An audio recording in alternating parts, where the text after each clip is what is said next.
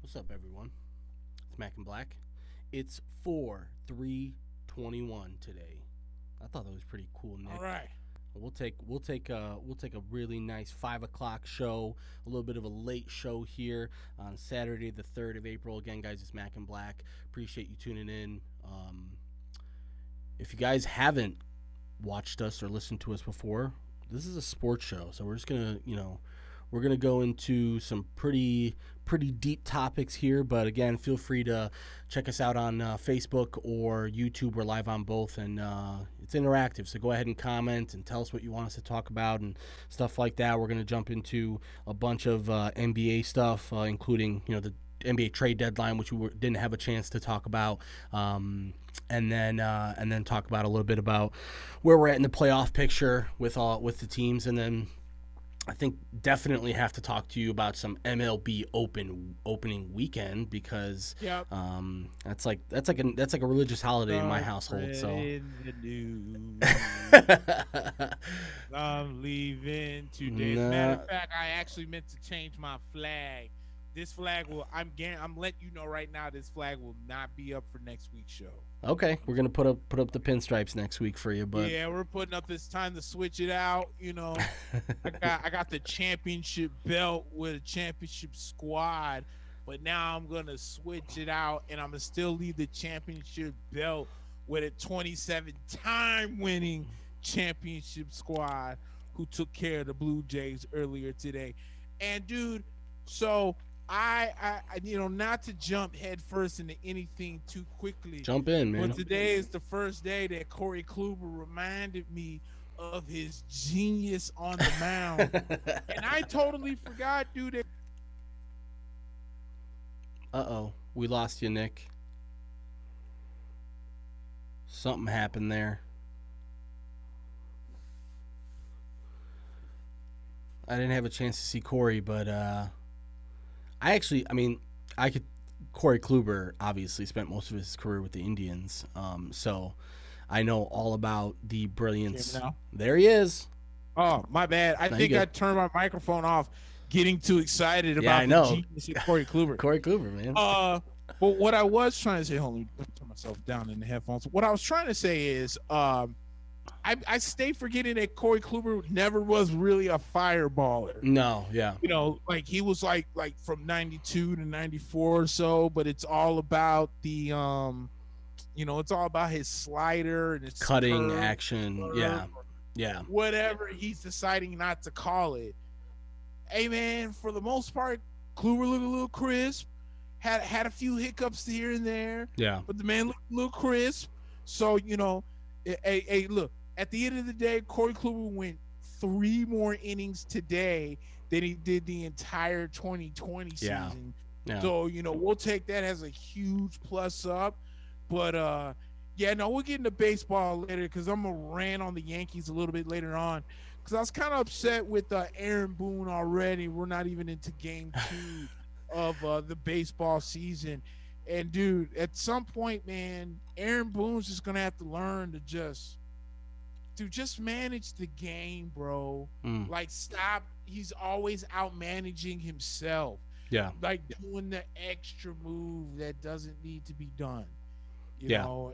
I got bones to pick with Tony La Russa too, so don't you worry. We'll both jump in there, because the White Sox were in not Anaheim now, in LA now, and we're facing the Angels. We're up late in the first game, the opening game, and just basically, defense and kind of mental errors, you lose the game because of that late in the game. And then yesterday, the Sox were up 7-1 at one point, and then gave up five runs to the Angels to make it 7-6. They brought in their closer, and then to get one out in the eighth, and then he gets that out, and then in the top of the ninth, the White Sox score 5 runs, and then they bring the closer back in as if he should be pitching in that situation. So we'll talk a little bit about that. We definitely both have bones to pick, but I want to talk to you a little bit about NBA, because that was kind of on my mind pretty much all, I would say, last week. We were supposed to do the show, and unfortunately had something come up last second, but the NBA trade deadline came and passed, and there was, moves that I think you and we'd both seen coming in the buyout market and, stuff like that. But I think one pretty crazy and sort of out of left field trade, I woke up, I think it was a Thursday. I woke up in the morning and I looked at my phone and I saw Nikola Vucevic had been traded to the Bulls. And, being that you have PTSD from Garpax, you go, oh my God, we gave up 35 first-round picks, the United Center, we gave up Jordan Trophy, we gave up everything for this dude. And in reality, man, you look at the trade and you go, holy shit, that's a win for both teams, and the Bulls really didn't give up that much. If you guys missed it, it was Wendell Carter and Otto Porter and a couple of first-round picks that will be top 4 protected. So as long as the Bulls aren't terrible, they will likely be able to come out unscathed, and you get an all-star big man who, what do I say? It seems like every week I come on the show when I'm talking about the Bulls, it's always like a little bit of positive, but oh man, we have no playmaking bigs. We can't play against playmaking bigs, like, teams with guys like Jokic and Embiid and Karl-Anthony Towns, and just dominant bigs are always beating up on the Bulls. So, to see they got one was really, really, a huge positive. They also made a couple of other moves. They traded away Chandler Hutchinson, Daniel Gafford, a lot of the names that you weren't really expecting to move. I think a lot of people were expecting Denzel Valentine to move, Thaddeus Young, Satoransky. Those 3 ended up staying put. And it seems like Billy Donovan and Arturas Karnisovas are trying to sell the Bulls fans on the fact that, okay, we're in the playoff hunt right now, but we're kind of equipping up for a run here and hopefully to get into the playoffs. But it's been a rough go of things since the trade, and actually just a little bit before the trade too. I think it's 6 straight losses now. It might be 6 or 7 straight losses now for the Bulls, but it's going to take a little while to get together. You don't just throw a big man in there and just say, okay, we're a great team now, right? Like, it just like right. So much of what he did in Orlando was about the plays and everything like that. So, but from an outsider perspective, I want to get your thoughts, and then also kind of want to talk to you a little bit about the Knicks, because the Knicks were also sort of in the conversation of a team that was going to be trying to get better at the deadline, and they ended up staying put for the most part. So give me your thoughts on the trade deadline as a whole. Well, I thought, to get with the Bulls, what the current administration did, I think, was kind of fix a few mistakes that Garpax did. But yet, my thing with Garpax was I thought they did the right thing, just with the wrong guy. You know what I'm saying? The thought process is there. The thought process is, okay, this is when LeBron, I think this is before LeBron either went back to Cleveland or was going to LA or whatever it was. But John Paxson came out and said that, we're probably not going to get LeBron James. Yeah. We're probably not going to get Kevin Durant the next year. Mm-hmm. We're not going to get some of these big guys. So we feel that if we can find a guy with a nice contract that could be a good fit for our team, we would rather do it through the trade deadline, through trading, mm-hmm. which is fine. Totally respect that, which is why I'm going to get on the Knicks and our fans here in a second, because the idea is great. The problem is you did it with Otto Porter Jr., who shouldn't have had that huge contract that he got in the first place. Yeah. So, if you would have done that with maybe like a Victor Oladipo, a few years back before, he started getting hurt, or some of these other guys, yes, it makes sense. But I just think it didn't make sense. So I think you've always thought you guys needed a big guy. Orlando was in a huge fire sale, And I actually think that Orlando, even though they fire sold their entire team, the overhaul that they got back for the overhaul was actually really good. Yeah. So now I think that this Orlando at this point is really banking on guys like Mo Bamba, guys like I think what's his name? I think still down there, Jonathan Isaac. Yeah, Martin he's hurt, Fulton. and that's a part of the reason why they fire sold is because Jonathan Isaac's hurt. They haven't seen Mo Bamba. Remember, they drafted Mo Bamba knowing that Vucevic was there and was likely going to be the guy. So now Mo Bamba gets more reps. You get Isaac, who will be back next year, and then you remember Markelle Fultz will be back with them next year as well. And then they got R.J. Hampton from Denver. As you mentioned, they traded Evan Fournier to Boston. They traded Vucevic over to the Bulls. But you're right. They got a lot of first-round picks and a lot of young players back. They did. So I love the overhaul that Orlando got out of it. But, with again, I just feel like you can feel the shift of the administrative change when it comes to Chicago, because I think the move was a really good move, which then leads me over to why I was so upset with the Knicks and some of the thought process of Knicks fans, because what bothered me was the Knicks, and you're seeing it now because the Knicks took a couple L's. First off, Mike Woodson left to go coach at the University of Indiana. Yep. I mean, at Indiana University. I'm sorry. I'm all for it. Mike Woodson, in my opinion, never should have been fired as Knicks head coach to begin with. I think he was given a bad shake. But when you lost Mike Woodson, you lost a lot of that offensive production that Mike Woodson brought with the team. The New York Knicks over the last 3 games have really struggled offensively. So, and I think where the biggest problem lies for me is the exact same thing. I love Julius Randle. I think Julius Randle is a fine NBA player. I don't think Julius Randle is that guy where I can put the ball in his hands and I can 8 out of 10 times say something positive is going to happen. Yeah. And if you took 10 games, I could say that 8 out of 10 times out of 8 out of 10 games. Julius Randle is not that guy yet, and RJ Barrett is still coming on his own. So I needed the Knicks to get themselves another shooter, like the same Victor Oladipo, who just went to the Miami Heat for the price tag of Kelly Olynyk, I forget who else was in that deal. Some bench guy. It was Avery Bradley. And a first-round draft pick. You mean to tell me that you couldn't have called the Houston Rockets and been like, because you already denied Frank Ntilikina's 5th year option for next year. You declined his contract, so he's a free agent next year. You mean to tell me you couldn't have thrown the Kevin Knox that hadn't seen the court in 3 weeks, Frank Ntilikina that's only on the court because every other point guard is hurt, Elfrid Payton, who, oh, by the way, misses so many layups that it drives me nuts, and one of 2 draft picks you have coming in this year? Yeah. You couldn't piece together a similar or better package for a guy who could shoot lights out in the gym? Yeah. So I have to sit here and watch the Bulls get better. I sat here and watched the Celtics get better.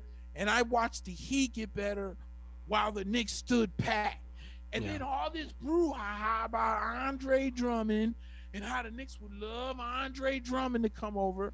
As soon as the Lakers was emerged as a favorite, I knew it was over with. Yeah, I think the real issue with what we were talking about is, first of all, the Bulls and the Knicks were in very similar positions. They were kind of middling, and both teams were one run away from like taking the next leap. But in terms of like the East getting, I mean, we haven't even talked about Brooklyn and the crazy moves that they've made to bring in both Blake Griffin and LaMarcus Aldridge, which to me, man, this is maybe a bigger conversation to have, but we've got to look, and I think the NBA is going to, but they've got to look at those buyouts And Yeah. they got to do something about that, dude. You can't. That can't happen, dude. That cannot happen. You got to have some sort of buyout deadline or something along those lines because, and the buyout deadline's got to come way before the trade deadline because it's like it doesn't make sense to continue to let this happen. And let's be honest. I mean, all these people talking shit about Brooklyn, talking shit about Kevin Durant, talking shit about Kyrie. I'm sorry, but I'm of the thought process that if you can get better, you could get every single player that is available on the planet right now that can make you get better. So, like, it's hard for me to sit here and say, oh, the Nets, did something underhanded. No, they didn't. They did what was available to them, and let's be honest, people want to play for that team right now. And it's going to be hard for teams like the Bulls and the Knicks and some of these other teams to convince an Andre Drummond or something like that, hey, come here and win a championship. So, yeah, best of luck to him with the Lakers. Drummond ended up going to the Lakers. But also, the real big thing is like injuries too, and with everything like the Knicks just lost Mitchell Robinson again, which I mean, give me your thoughts on that, man. Is a Mitchell Robinson experiment over? I mean, you have to if you're the Knicks. And I know we're early in the season, but when you start to look into the offseason, man, you really have to think about got to get somebody next to Julius Randle in that front court. Yeah, I'm not sure what the Knicks are gonna do. I just know that this injury was very devastating, know, and it only happened like 2 games after he had just come back from missing man. Like it's 2 months with the broken hand. So yeah, it sucks. But again, I don't think that the Knicks bigs to me are the problem. I just think the Knicks just need a shooter. Yeah. That's what I think the Knicks really need. They need a shooter. So, but where did JD Redick ended up going to? He went to Dallas. Dallas, man. And he was asking for Dallas for a buyout. But if I'm Dallas, if I'm Mark Cuban, I'd be like, nah, man, I'm cool because we're in the midst of a playoff run. Yeah. So why would I want to sacrifice that? And I just to give you your wish. Exactly. Yeah. So you can go play with Brooklyn because you're from that area and all that other nonsense. So, yeah, I'm with you. There's something that does have to be done with the buyout game. It's almost similar. It's like when baseball has a trading deadline. And they had a waiver wire deadline. Yeah. And so I mean, it's almost the same thing. It's just once your contract's bought out, at this point, you're basically like an in-season free agent. You can go wherever you want, which allows a lot of these teams to be able to stack the way that they have. Yeah, it's funny because I mean, listen, Brooklyn, don't get me wrong. I said this to another friend who was basically saying, it's over. Just give the trophy to Brooklyn. Nobody's going to be able to beat that team. They're too deep. And my thing is like, but they didn't get better defensively. Right. The whole Achilles heel, to me, it would have made more sense for them to go after Drummond than it did to go after Aldridge. But they went after Aldridge anyways. And let's be honest, Aldridge doesn't offer you much on the defensive side of the ball. And I mean, Blake Griffin, as much as, I'm a fan of him, but also like him coming out and like playing this sort of victim card of like, people think I'm bad and like, people are saying that I'm not good at basketball. No, that's not what they're saying. I think the whole thing is like you were pegged as a superstar, number 1 draft pick, and then ever since you left the Clippers, you've either been hurt or hiding in Detroit. So, I think this idea, like when he was facing Detroit later on that week, and then he, did the alley-oop dunk, and he's like, what do you say? He said something like, I'm good, or like it's like nobody's saying you weren't good, bro. Like you just have to make up this sort of thing in your head to give yourself motivation. But what do you think about Brooklyn? Because to me, again, like the team on paper looks tremendous. You're obviously, right now it looks like it's going to be them, Philadelphia or Boston, for the top seed. But overall, does that make them like put them over the top for you? You know what? Not really, because here's the thing. We've seen this movie before, and I'm not. And what I mean by that is this is not a LeBron dig. Like, let's go way back to when Gary Payton and Karl Malone Yep. both left Utah and Seattle respectively to go join the Los Angeles Lakers. Mm-hmm. And you saw how a young the difference between that LA team and that Detroit team outside of age was Detroit had a team where everybody knew exactly what their role was. Mm. Where in LA, you had Kobe knew what he was supposed to do, Shaq knew what he was supposed to do, but now Gary Payton and who did I just mention? Karl Malone. Karl Malone are now in new roles. Right. You know, Karl Malone, who used to be the bread and butter, ball shooter for the Utah Jazz, now might have to pass it to Shaq, underneath, when 9 times out of 10 you would have taken that mid-range J. Or Gary Payton, who would have been able to alley-oop to some of these guys, but Shaq's kind of get back in in his day. Yeah. And Karl Malone's not the spring chicken he used to be. So it was brand new for those guys. They had to adjust to that. That's what I feel this Brooklyn team is. You just mentioned Blake Griffin, former #1 overall pick in the NBA. LaMarcus Aldridge is the former, should have been 2 to the Bulls, but 3rd overall pick of the Portland Trailblazers. Then you got Kyrie, and then you got Kevin Durant and James Harden, and then DeAndre Jordan, he's back. So where I'm looking at it is you have, whether you want to believe it or not, an off and on hurt KD, an off and on hurt James Harden, and in and out of his head and game Kyrie Irving, with a past prime, past LaMarcus Aldridge, and if Dallas respects his request, a past prime JJ Redick. And of all those names I just mentioned, not a damn one of them has been, as you mentioned, famous for their defensive paralysis. Yeah. So when you can drop 145 points on a team, that's great. But when they're dropping 150 because you can't guard your own shadow, it becomes a problem. Yeah. So, the names look great, but I think this is like 5 years too late to be excited. That's true, especially on the Blake and Aldridge stuff. I mean, for people to say, like, if you thought that Brooklyn wasn't over the top before Aldridge and Blake Griffin, you're sadly mistaken, because it's like either you thought that they were a huge contender and you think they are now, or you were wrong, because they were always sort of going to be strong offensively. But like, again, how is Aldridge going to react to being the 6th option on offense? Exactly. It's like, how's Blake gonna, Blake, it's all fun and games for Blake, but what can Blake do without the ball that makes him really, really a superstar player? I'm not exactly sure, right? So it's something we've talked about with Brooklyn in the past, is like, there's only one ball on the court. There's only so much you can do with the ball. And when you've got a guy you got 3 guys, by the way, who are ball dominant guys. I mean, let's be honest. If each one had their way, they would be holding the ball for 70% of the game, but there's not enough balls on the court, right? So I think Brooklyn is in a good position, but they got to prove it too. Let's be honest; they haven't played a ton of games with each other yet.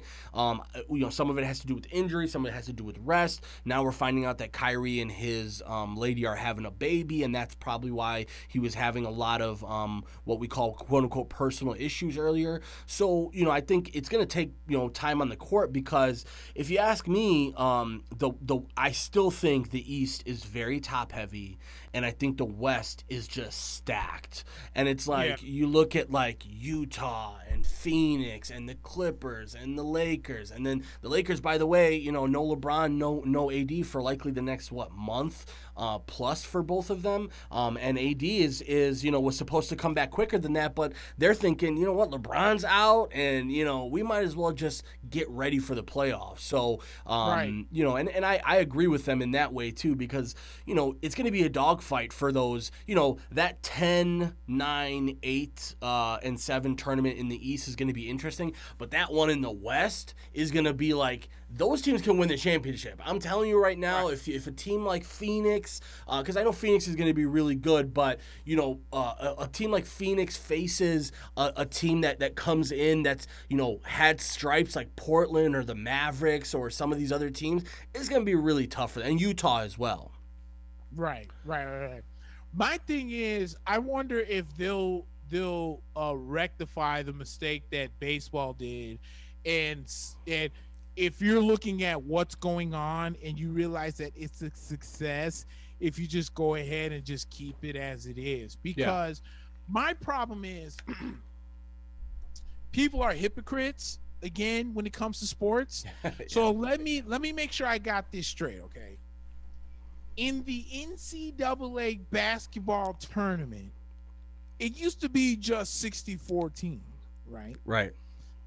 But then through cash grabs and the NCAA being the biggest pimped organization in all of sports and organizations and whatnot, they said, why don't we add 4 more teams and then make 4 playing games and then just make it very interesting, and then we can get more revenue out of this, cha-ching, right? Cha-ching, cha-ching in the background. That's all they're hearing. The cha-ching, right?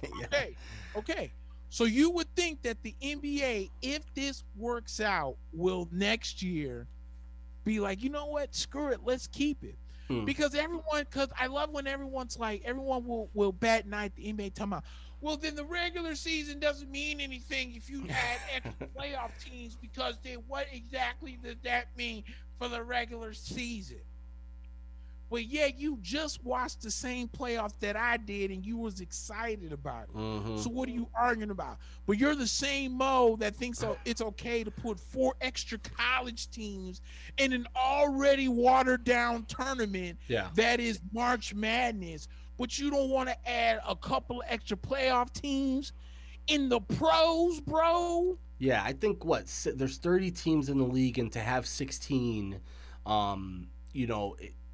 it seems like you could go high. And not only that, I mean, it's just better competition. Like, for example, the first round buys and some of these other things can be adjusted to have more teams. But like, I agree with you. It's like, if you are this gung-ho about anything can happen and, Cinderella teams, then you should be just keep that same energy with the NBA and say, well, I mean, listen, like a team like mine, where I'm not saying the Bulls are ready to win a championship, but like, man, what a rush it would be to be able to say, hey, we're the number 10 seed. We're going to be we have a shot. We can, if we play Cinderella ball, we can make it happen. Now, granted, listen, the college game is, you mentioned it. First of all, the field is watered down. Watered down, bro. And it's like if you took caffeine-free Diet Coke and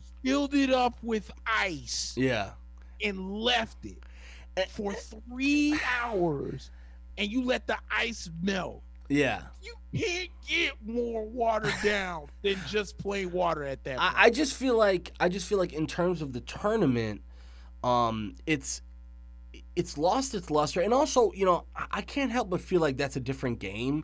The way that they play college basketball, I know it's not 20, we're not even talking about just in terms of the 24 second shot clock or, the 1-and-1s. Just the college game, you can almost say it's not the same type of basketball that you're used to. It's like it's like when you watch Champions League soccer and you're like, holy shit, this is next level. And then you watch some of this indoor shit, like the indoor football. You're like, these dudes are ballers, but that's a different game.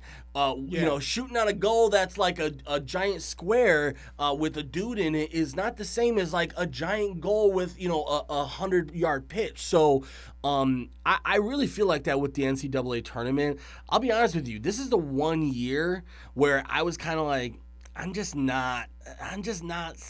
First of all, I think it has a lot to do with like there's other sports going on and there's other stuff going on in my life. But I think this is the first year I kind of watched a tournament, and even like in exciting moments, like watching some of these games last second, it just doesn't do it for me. And I can't really put my finger on it, but I agree with you. I think we have this huge, ginormous tournament that everybody loves, and it's the March Madness, and it's a calendar worthy stuff. But let's be honest, every basketball fan, when you talk about NBA playoffs, that is like everybody feels that. If you're a basketball fan, the week before NBA playoffs and these series, and you start to see who's playing who and who could possibly play who in the next round, there's excitement there, right? And if you add a couple more teams, you're just adding excitement to it. Right, exactly. And that's all I'm saying. But nah, everyone's okay. So first off, let me say that the greatest point that you made is the same exact point that I've been saying for the longest time, and that is that the NCAA tournament is just way too watered down. Yeah, it's way too watered down. And then I'm gonna go ahead and do you one better, because I'm just gonna go full heel on this. I am not a fan of some of these alleged upsets that everyone seems to sit here and love. It's just not that fun. The best Final Four tournament that we have seen was when all four chalks made it. That's the year with Memphis. It was Memphis, UCLA, Kansas, and North Carolina. Was it North? No, I think it was. It was Memphis. That's when there was a year Kansas won it. That was the Derrick Rose free throw. I was going to say the Derrick Rose free throw. Yep. Okay. Yeah. So it was Kansas, Memphis. Who did I just say? Memphis, Kansas. Was it Michigan? Not Michigan State. No. I'm going to look it up for us, because it's going to bother me if I don't know. But it was all four number ones, and it was the best, most compelling basketball in college basketball history. Okay, seeing teams like George Mason make it all the way to the Final Four for this amazing feel-good story of a young George Mason team that nobody thought was gonna make it, makes it to the NCAA Final Four, to get smoked by Florida is not fun. There is nothing fun about it. Yeah. There was nobody on that George Mason team that was going to hang with Joakim Noah, Corey Brewer, Al Horford, and that amazing Florida squad. Yeah, Billy Donovan led. Yeah. Oh, exactly. Yeah. There was no way in hell. It was Kansas. You had it right. It was Kansas, Memphis, North Carolina, and UCLA was the Final Four. And I remember that was the Mario Chalmers year. So that was very interesting. And that's a good point, because also,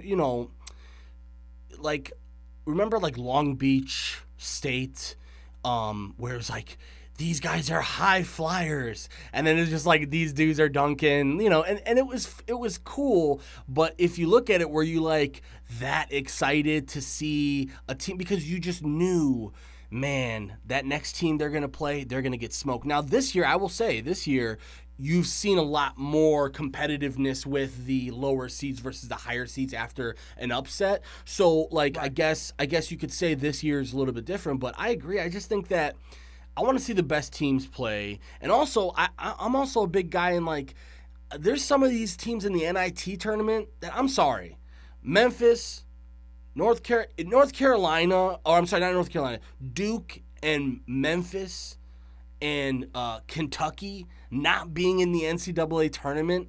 I'm sorry, that's not right. That's not, no matter how the regular season went, that's not right. Yeah, I'm with you on that. But also in terms of going back to the NBA, when you look at it in general, the competition right now is still very top heavy.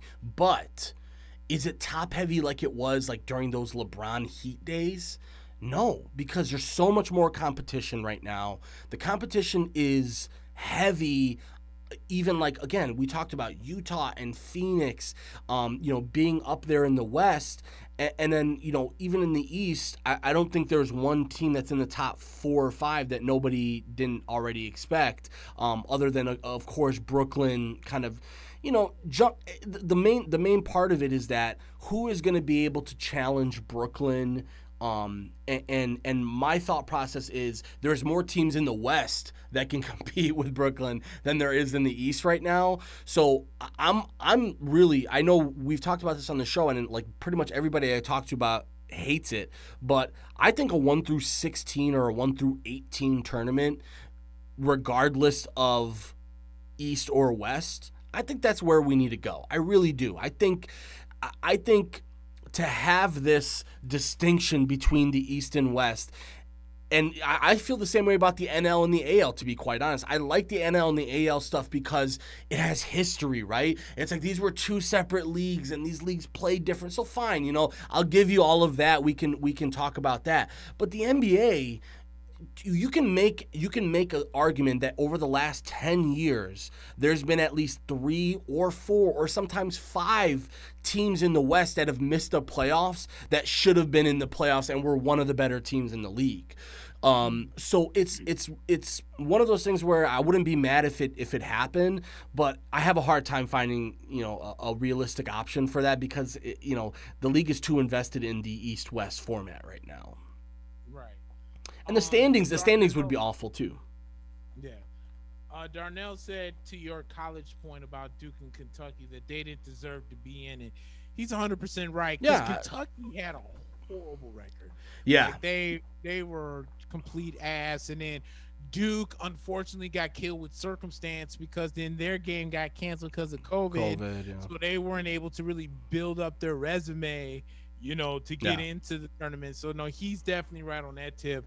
On the fact of Duke and Kentucky, I didn't even watch them enough to even know whether, but I just think like when you look at the establishment that is Kentucky basketball and what it means to basketball. I mean, this is one thing that we really we're gonna look back on Calipari's teams in Kentucky, and we're gonna go holy shit because over the last 10 years, there's been very little competition as far as who has brought the best talent to the league. And we're not talking about, Duke, it seems like, has every year, and in North Carolina is in this conversation too, a guy who's really, really good in college and then like maybe gets overdrafted in the league, but it turns out to be even like Wendell Carter's a great example of that, right? Like, when he was at Duke, a lot of people were like, this guy is going to definitely be a premier big for the next 10 years. It's because he's wearing a Duke jersey,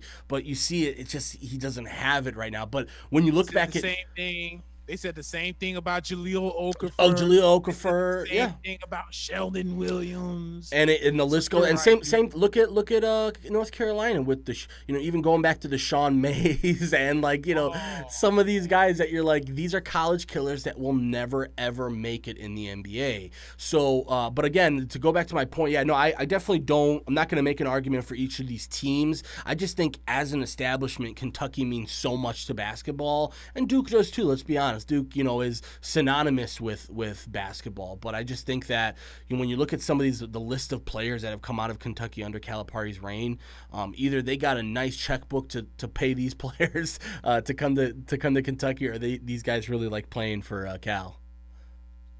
Darnell says the Magic Kentucky without the one and done rule. They would have had what? John Calipari would have been the Nick Saban. No doubt, dude. I mean, that's actually, who said that? That was Darnell. Darnell, that is a great point, Darnell, because if you think about it right now, dude, Cat, Devin Booker, when the list goes, I mean, Shai Gilgeous-Alexander, there is way too many. That would be unfair. That's a good point. They'd have been a basketball dynasty. I want to paint a picture for you, please. And then it's gonna come to my point because I guess the title of my soon-to-be rant is called "When is Too Long Enough?" Okay, so you ever seen the movie Bulletproof Monk with Chow Yun-fat? I think I did. Yeah. Sean William Scott. Okay. So I'm just going to go to a specific part of the movie without really having to explain it. Mm-hmm. This old guy was looking for the scroll, and his granddaughter kept messing up finding the scroll. and the guy tells her to lean over, and he says, "Hey, you might be my granddaughter, but that'll only save you for so long, right?" Yeah. So then I'm gonna ask the same question when it comes to Bill Self. Mm. When are we gonna start putting Bill Self on the overrated tip? Because I said something on Facebook the other day about it. Dude, Kansas has not won a national championship since 2008. Yeah. That was the Mario Chalmers year. Does that sound about right? That sounds about right. Yeah. Because No, the last time they were in the Final Four was 18, though, too. So they've been in the Final Four, but they haven't won anything since 08. That's great. That's great. So Bill Self is taking you to the mountain. You just didn't eat from the buffet. Yeah, That's right. fine. Yeah. But all I'm saying is for a guy who left Illinois to go to Kansas and won a national championship, maybe like what? Maybe like I think he's won what? He was either one or two national championships in Kansas. But here's my It's been one. It's only one in 2008. It's only one. It's the one 2008. Okay, so here's my point to Bill Self, right? Out of that national championship and two Final Four appearances, Bill Self and the Kansas Jayhawks have been probably one of the worst 4 and above seeds in NCAA tournament history. Yeah. And it's not even close. And this year they got bounced early too. So how many more times you going to keep giving this idiot a chance before you start saying, hey, maybe it's time to move on? Because I love how everyone comes to me and like, well, Nick, they don't have anybody to replace Bill Self with. Okay, but I bet you could bring in a coach that'll have a little bit better success. See, yeah. That's an excuse. That's an excuse. Bro. For some reason in America, we love to like praise mediocrity to a point, Yeah. which was why I had such a huge problem with all this love for Bobby Cox when he was in Atlanta. Everyone was like, oh my God, the Atlanta Braves have won the National League East for the 13th year in a row under Bobby Cox. How many he rings? also lost the World Series. What? Yeah. 4 times Four, under Bobby Cox? I know for a fact he lost at least 2 of them boys to the Yankees. Yeah. And I think he lost 1 before they won the one in 95. So 18 years, and the Atlanta Braves have only sniffed 1 title out of that.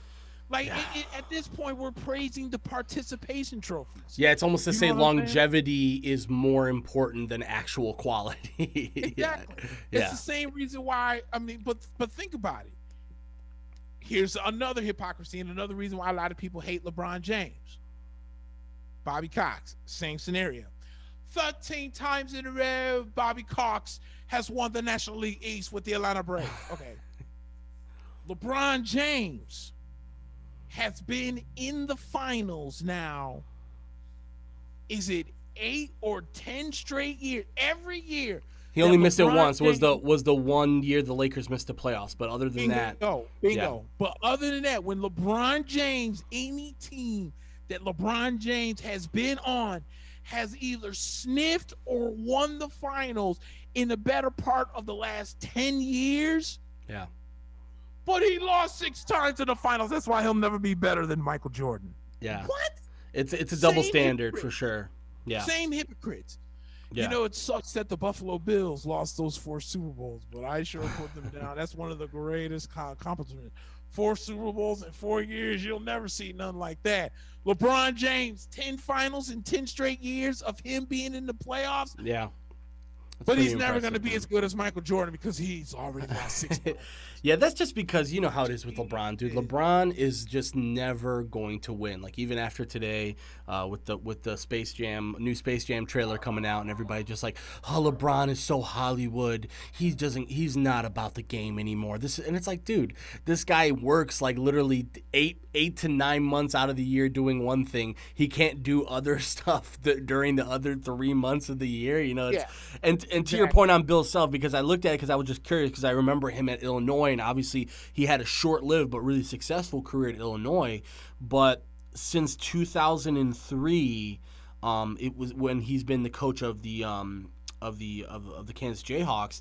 They're 49-21 in tournaments. First of all, so it includes NCAA tournaments and Big 12 tournaments, and he's only had three. So he's had 3 Final Four appearances in 18 years, 1 national championship in 18 years. The last one was in 2008, but really, what I'm starting to look at is like, since if he didn't have that run in 2018, it doesn't look like he would be able to keep his job. You're like 2000. It's a what have you done for me lately type thing too, and Exactly. and also to talk a little bit more about the whole idea of there's no one to replace him. Listen, there is 1,000 people that can replace every one of your favorite coaches. I'm telling you. Listen, Roy Williams just retired, and I've never been a huge, ginormous fan of him as a coach, but you respect him as a coach because of his longevity. But also, his record speaks for itself. Like, this isn't a team that gets away with being bad 3, 4, 5 years in a row like Kansas, has. But he stepped away, and also the reason why I admire him stepping away, and I would like to see it more often. Listen, dude, there's more people out here that can be doing what you are doing, and I think it's time to give people opportunities. I think it's time for 70-year-old men to come off the bench. I'm sorry.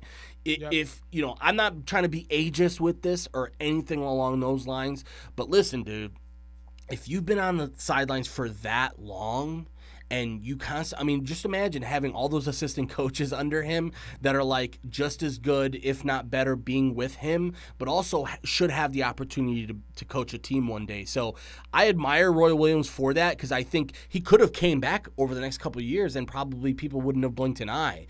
But to step aside is big. And now we're seeing it. Like, when a guy like Juwan Howard gets the opportunity, you see what has come out of this. And he's turned out to be, I never thought of it. I more so thought of him as kind of like maybe a guy that could be in a front office or something along those lines, but I never pegged him as a coach. And it's really interesting watching him coach Michigan, because they're very good, and he's gotten those guys better over the last couple of years.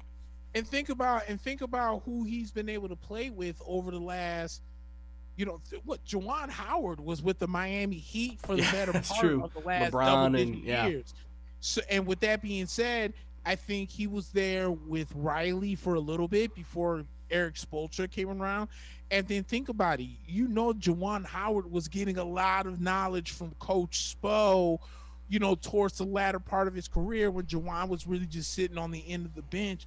But I wouldn't be shocked if he was pitching, or picking Coach Spo and some of the other guys. So he's in that Miami Heat training. Yeah. And we've already, seen how really great of a coach that that Eric Spoelstra is. So it's a great mind to learn from.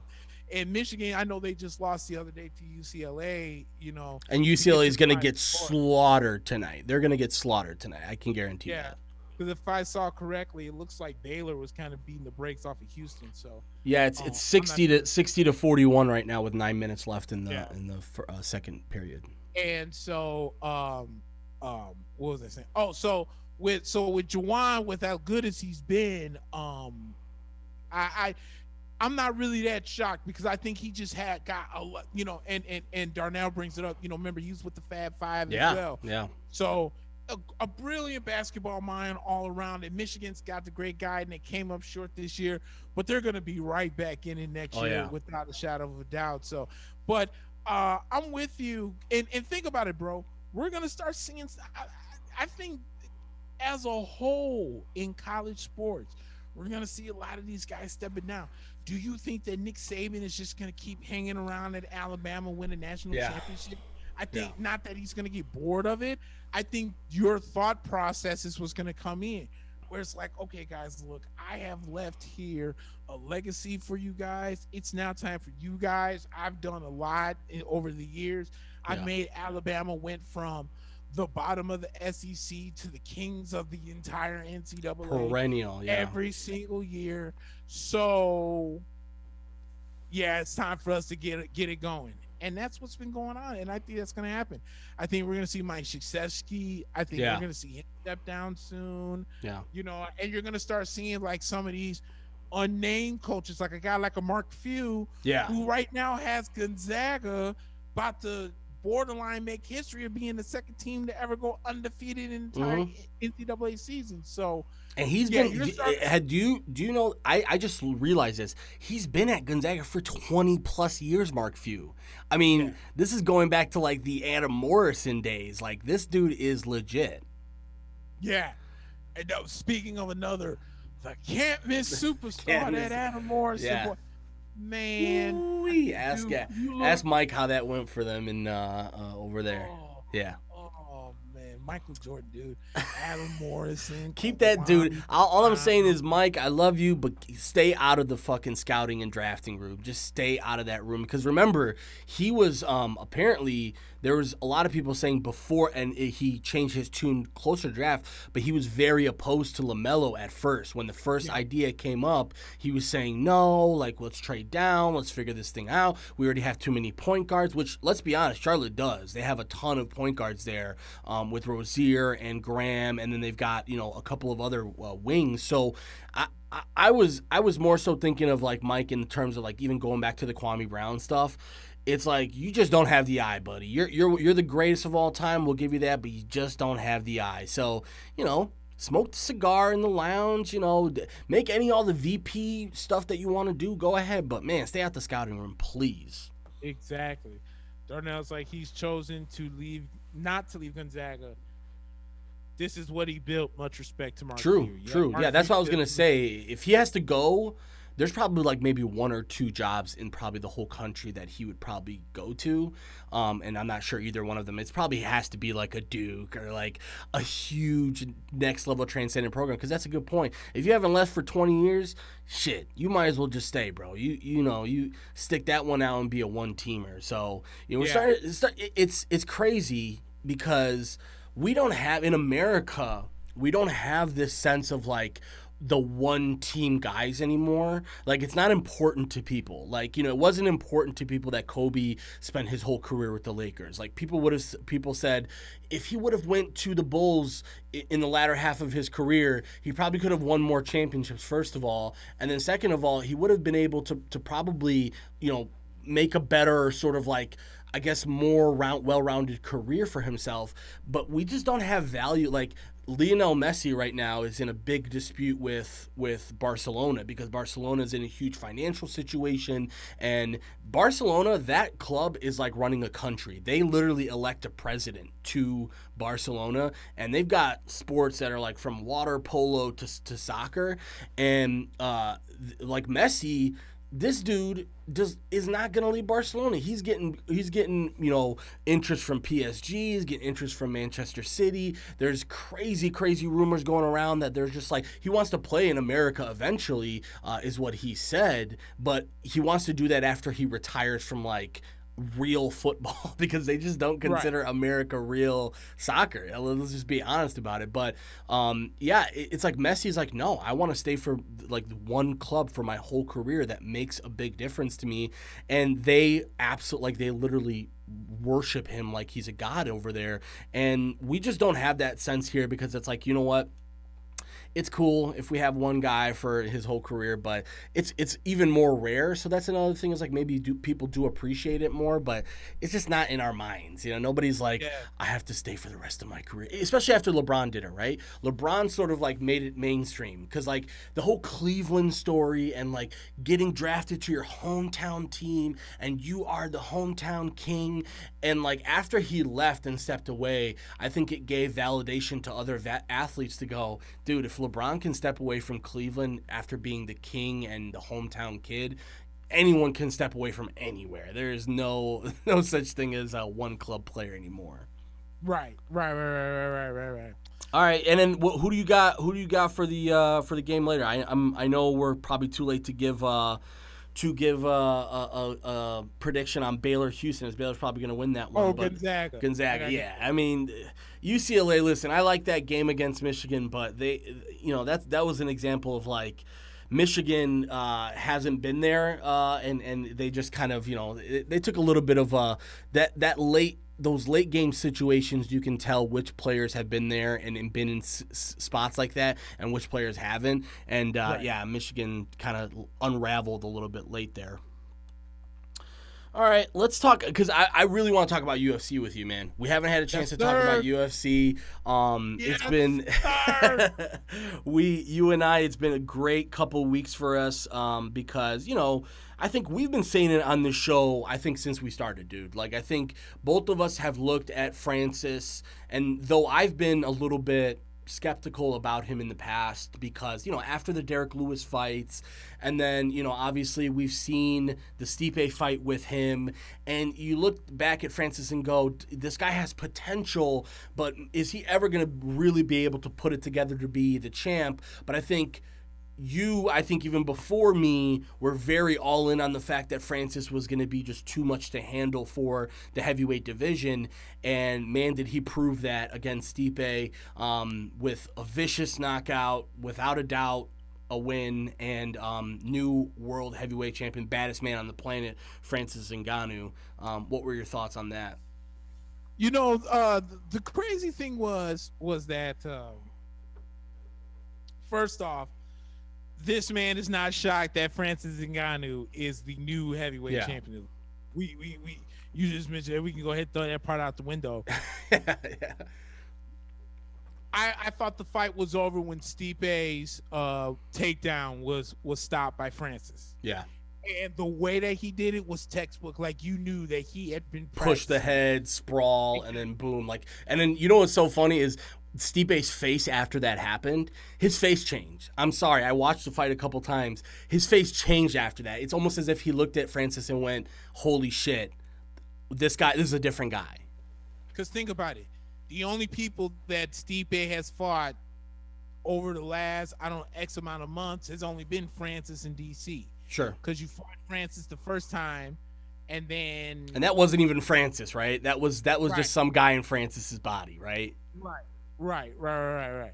And then I don't think he was champ when he fought Francis the first time. I don't think he was champ. No, he was. So that was for the heavyweight championship, but it was before his trilogy fight with DC. Yeah. So then you end up so what you end up doing is you end up beating Francis, and then you end up losing to DC, and then you beat DC twice to end the trilogy. That's all you fought. So when he goes in against Francis the second time, he's like, "Oh man, I can take him down because I was able to take him down the first time." But you probably didn't see the fight against Overeem. You didn't see the fight against Rosenstruik, and then there's one more in there that Francis had, where they tried taking him down, especially Overeem, who was a ground and pound specialist, and couldn't do it and got his ass knocked out. And then Rosenstruik's just a striker, but he got his ass knocked out. Yeah, so that was nasty. Whatever game plan Stipe was coming up with, it just didn't work. Yeah. And you're right. When he saw that Francis blocked his takedown like he usually does, he's like, "Oh, I don't have a game plan." And his next game plan was him getting knocked out. Yeah. So that was vicious. So I think that it was just a dominant fight.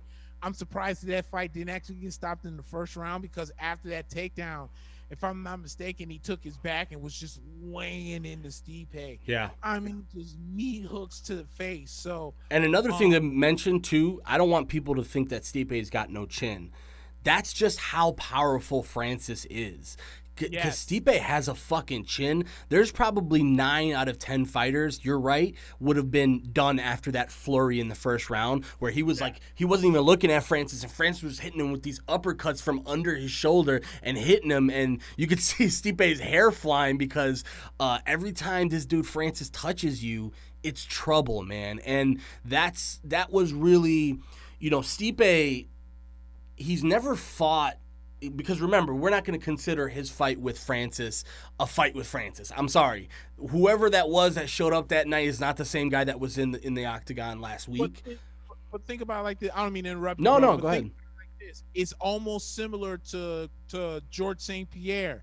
Yeah. And the road that George St. Pierre took to get to the same spot, where George St. Pierre had to take the L from Matt Hughes Mm. to realize that there were still flaws in his game. Yeah. And then when he was ready to challenge Matt Hughes again, he was 4 times better than he was in the True. original Matt That's Hughes true. fight. Yeah. And that's the same thing here with Francis, where, you know, he was the hottest heavyweight going, but there was still a lot of flaws in his game. Yeah. But we've now seen over the last 2.5 years now, where his boxing is 50 times better. He's worked with guys like even Mike Tyson was showing him lessons on his boxing. Yeah. This is the same guy that is having like guys full force punch him in the stomach to take body shots, and his wrestling and his takedown defense is so much better now. And so now when you get Francis to go, this mature, right, now better in the game Francis, to go up against this Stipe that, you know, has kind of, I don't know how much was left in the tank after the whole DC trilogy, because remember, dude, those fights were 5 rounds apiece. And he had the eye surgery after two. He had 2 different eye surgeries after one of them, and then he had, I want to say it was a hand.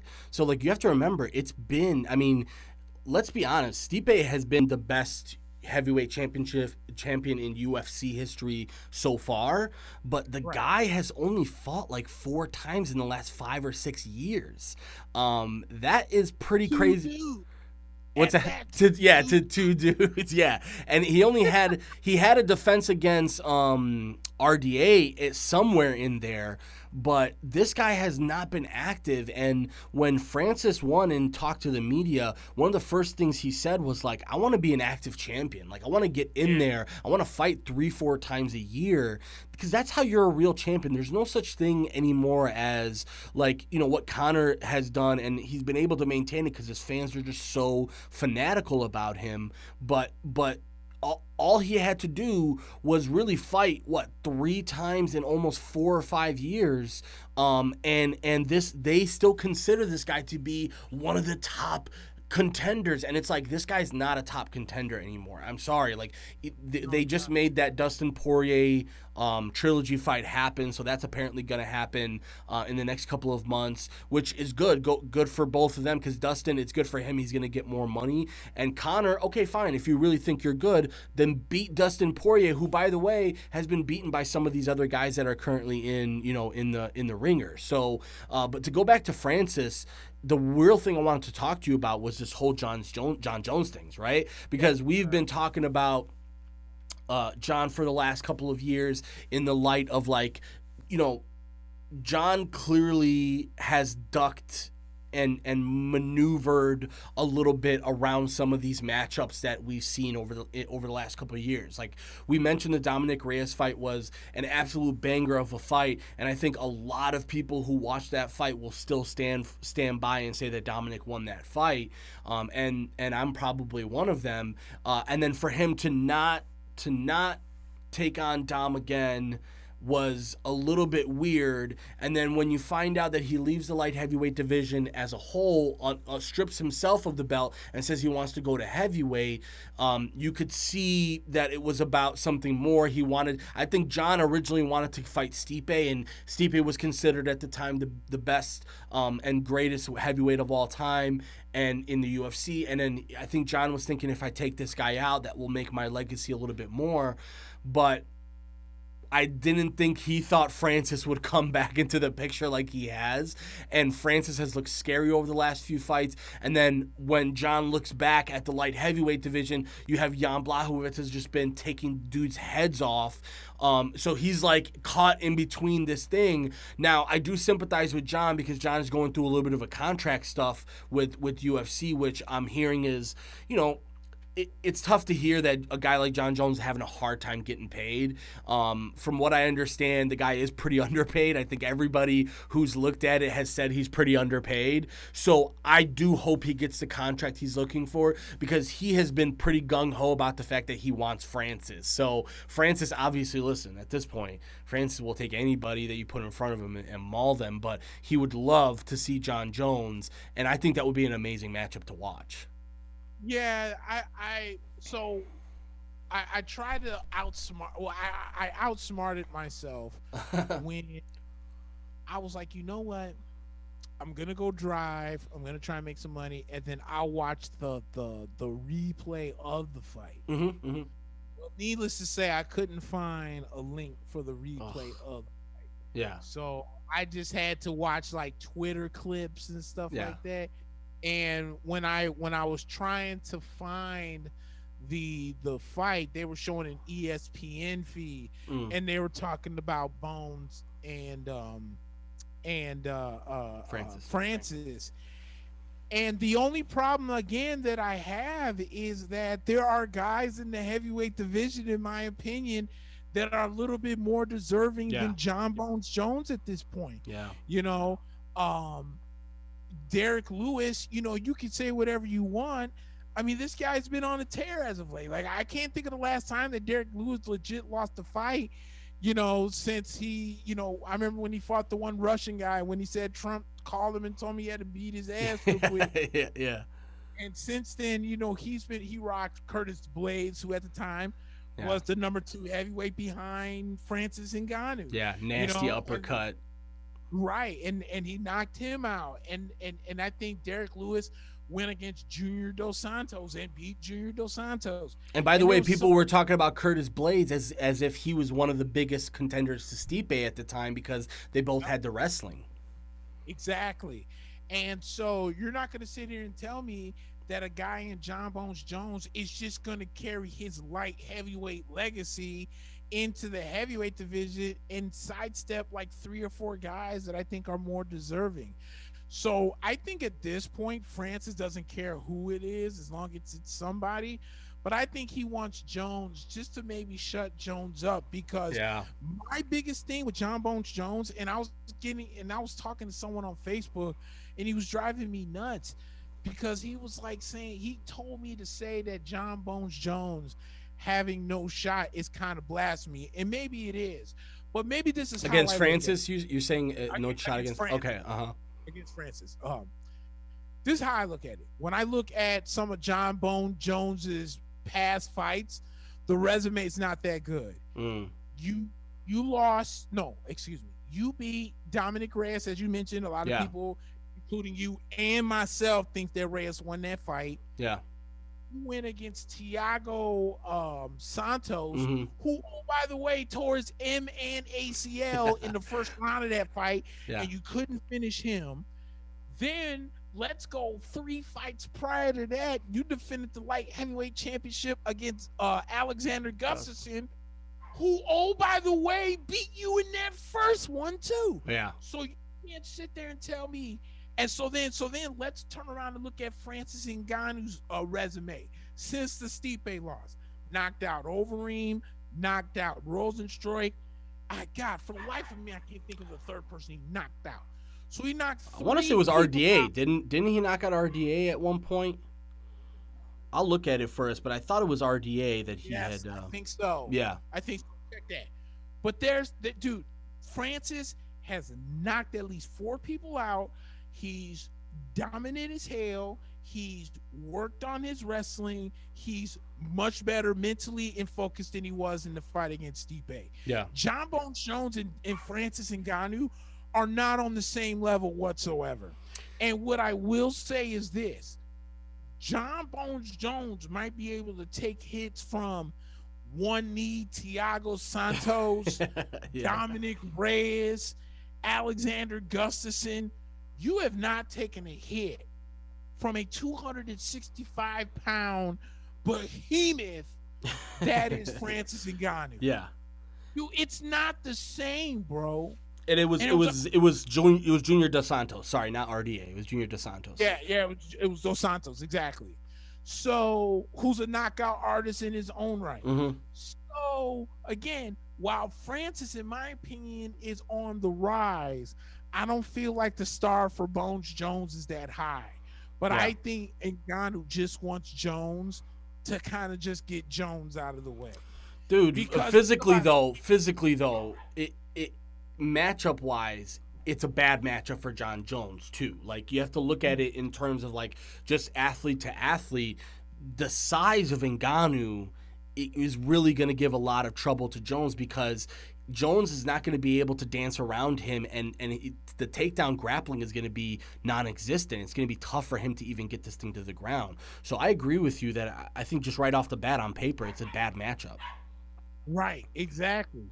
And again, I think Ngannou's just the wrong guy to clinch with. Like, look at like John Bones Jones has like the unorthodox style. Like, this not. Yeah. I feel like maybe Muay Thai is like his best style. You know, maybe it's more efficient style. But he's a jack of all trades, so to speak, right? Yeah. So with that being said, there's certain things that I don't think you can do against Ngannou that you were able to do against like heavyweights. Yeah. And I think if you get in that clinch and you take one good shot from Ngannou, dude, it's gonna rock your world, bro. Yeah. You know, he doesn't have the chin for that. No, he doesn't. And that's why I'm saying that if you're Dana White, see, Dana White's looking at the money, so of course he's gonna say, "Oh, Bones Jones is the guy." Well, here's the thing. I don't like Dana, and I know you don't like either, but I will defend him that he said at the press conference that he thought Derek was more deserving, but he also was saying that thinking that John didn't want the fight, and John was actively tweeting during and after the fight, and after the fight happened, he said, "Let's go," or something along those lines, and then he said, "Show me the money," and then when they said that to Dana, Dana said, "Listen, you know, it's all about if that guy wants to fight." And then I think he heard, you know what he said? You know what Dana said? He said, if I'm John and I'm watching that fight, I'm thinking about how I can get back to 205 or 185, because I'm not trying to fight with that guy. So yeah, and Dana did say, though, Derek Lewis, he should be next in line. I agree. I think Derek has done enough. Even going back to like when they gave him the shot against DC, and that didn't go too well because of the wrestling of DC, but over the last few fights, Derek has shown he's more than just a one-trick pony. First of all, he's like in UFC royalty right now when it comes to knockouts, and has done so with basically just one. He doesn't really do much with his left, and he's not a kicker. So he's basically doing it all with one instrument. It's just that right hand. And to me, I think you'll end up seeing that Derek will probably want to fight somebody like maybe Cyril Gane or somebody else to get a warm-up fight. But I think if you want, I think Derek should fight John Jones. I think that would be. I would love to see that fight, and especially if Francis can't go for the next couple of months, which they're saying right now that Francis is basically talking about being active at the last part of the year, but wants some time off, which I understand. Like, dude, this guy has been, working like crazy for the last 4 or 5 years. I think he deserves a couple months off. Let's do Derek versus John first. I think that makes sense. And by the way, people will buy that. Derek is a celebrity now, especially on the social media, and John is John. So you can sell that if you're the UFC. Yeah, I'm with you on that 100%. And that's what I was mentioning. I was saying I think Derek Lewis needs to take on John Bones Jones, because, again, if I'm Derek Lewis, I'm feeling insulted because I'm over here putting in this work, and this guy is going to get a shot over me just based on his past legacy in a whole nother division. Like, that's not right. So no, I'm with you on the Derek Lewis versus John Bones Jones.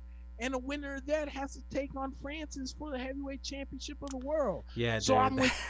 That's what needs to happen. I think Dana White needs to make that happen. If he wants to make, like, I understand you want to keep Francis Ngannou as a fighting champion, but this right here is what needs to be done. This right here is what needs to be done. I think they just need to get it done, and there should be really no excuses for not being able to get it done at this point, because, again, if Francis is going to take time off, and you, Dana, have gone back and forth with Stipe about how you're upset that he wasn't active as a heavyweight title defender, which, by the way, like, to be fair to Stipe, again, you look at the numbers.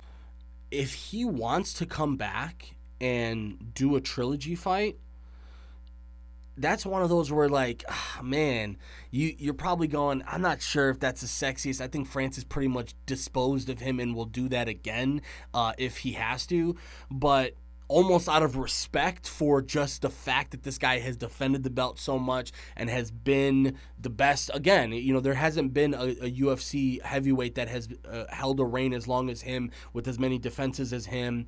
I think you give him the trilogy fight.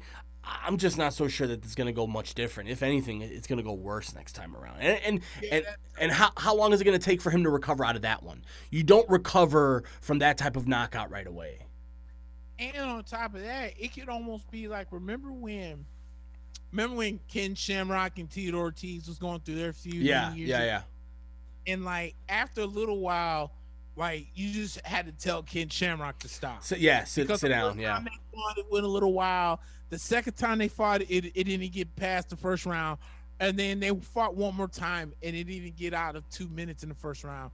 Because at that point, Tito was 5 times stronger than Ken Shamrock. Yeah. And that's what I feel with, I see what you're saying with Stipe and Francis, where at this point, I mean, barring some miracle, you think Stipe's really going to get a shot on this guy?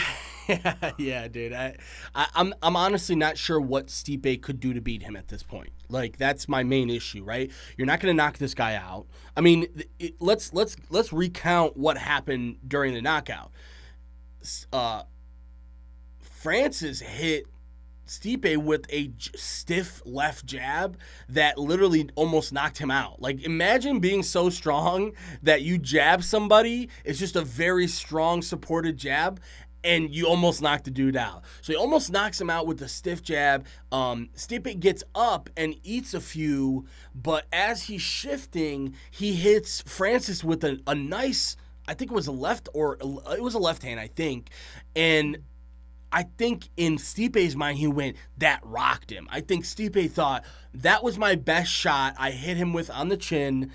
He's clearly either dazed or something. I'm going to move forward now. So instead of moving backwards, which the smart thing to do would be run away from this guy. Do not try and go in after he's just knocked you down. But he goes back in for the left or for more of an exchange. And Francis hit him with something mean. And then obviously he goes out and his ankle is kind of stuck under him. I'm not sure. That ankle didn't look like it was right after the fight either. Like the way he hyperextended that ankle, that's got to do some damage too. And then again, Francis hit him with something afterwards too. Like he hit him with another nice little good night baby shot. And Stipe after the fight didn't look all right, dude. That looked like a dude who not only looked defeated, but a dude who's like in another world trance-wise. So I still say again, I think Stipe's probably going to end up hanging him up. I think he's made enough money over the last few years as a champion to really, get a good nut. And remember, he's still very active in Cleveland. He's a firefighter in Cleveland, and he's got a great story. And Stipe, for his right, man, is a great guy. I actually, think Stipe's a really cool guy with a good story. And Francis said the same thing. But there's some guys. I don't think there's another Francis Ngannou right now in this world. Like, you know what I'm saying? Like, there's guys that, like, there's a couple hundred guys with John Jones's frame, right? Like the sort of, lanky, tall, but the frame of Francis and his neck and his back, I mean, the type of torque he can get on punches, it's going to take somebody, first of all, it's going to take a giant wrestler. I think that's what it's going to take. One of these Russian dudes from Bellator or some of these other guys who can, because remember, wrestling is all fine and good, but you're going to be wrestling a guy who's 250, almost 260 pounds walking around some days. And he is all mass. So to be able to take that guy down, it's going to take a guy who can, again, be a heavyweight wrestler. And I'm talking about one of these Russian dudes who, has been fighting bears since he's a kid to even stand a chance against a guy like Francis. So, but also, again, there's a lot of people, and I don't think this, but there's a lot of people who think that John versus Francis will be a problem for Francis because John is just so technical and he can use more limbs. Which is true, right? Like, okay, yeah, Francis is not going to be a guy who's going to, elbows and knees are not going to be a thing with him. He's just going to try and hit you in the face really hard with his right hand. And I think John can do more, but I think Francis can eat a ton of damage from John, and I don't think John can eat a ton of damage from Francis. No, I don't think he can.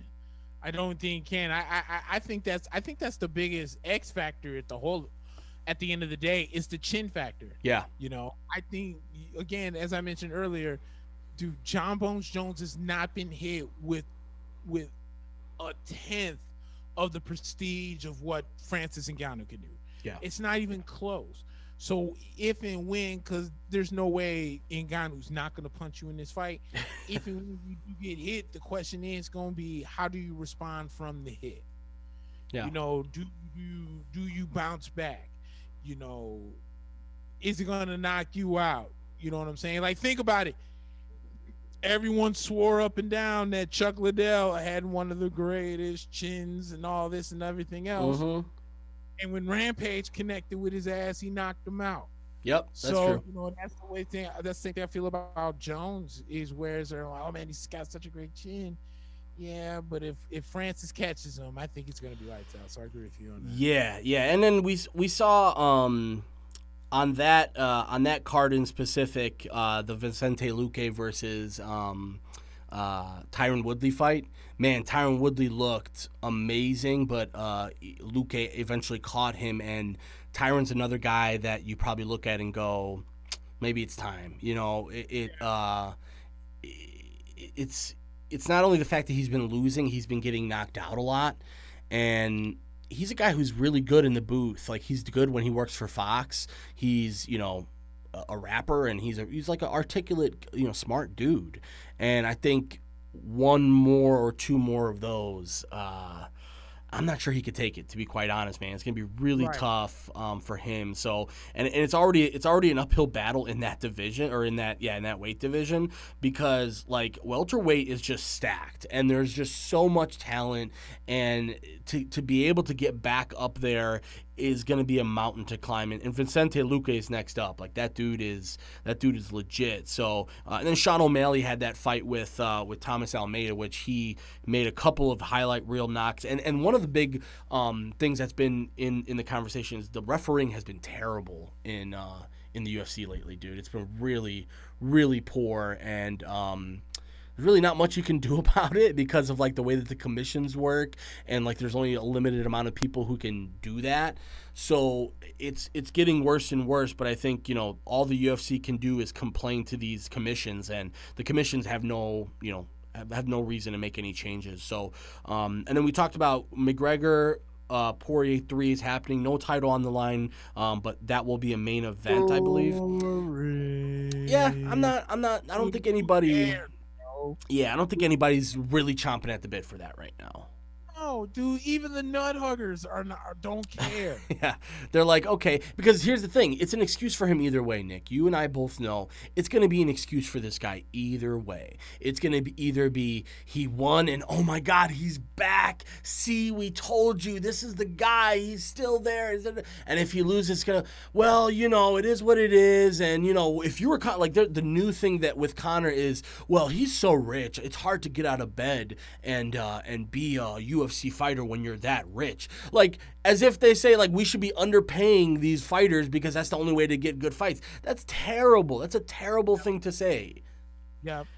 And then the Cyril Gane fight that I was hoping for isn't going to happen anymore because they're finalizing him and Volkov, which we remember what Derek Lewis did to Volkov, and I know Volkov was winning most of that fight, but Derek put him on his ass. So that's a weird fight to make.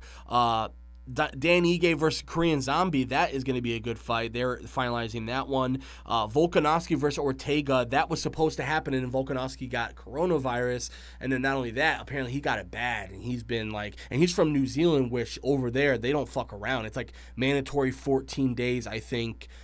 After I think it's after. Oh, no, it's managing 14-day quarantine after you travel. But if you have a positive test, they make you quarantine for even longer. So that one's a little bit up in the air. But they decided they're going to move that one, and then they're going to do tough. So they're going to do the Ultimate Fighter with both of them as the coaches on that. So that one should be pretty interesting. And then Gilbert Burns and Wonder Boy is going to happen on July 10th. So that's another one. And then, by the way, Darren Till had to step out for Marvin Vettori next week. So Kevin Holland is going to step in for Marvin Vettori, for Till in that Marvin Vettori fight. And Holland, I don't know if you saw, but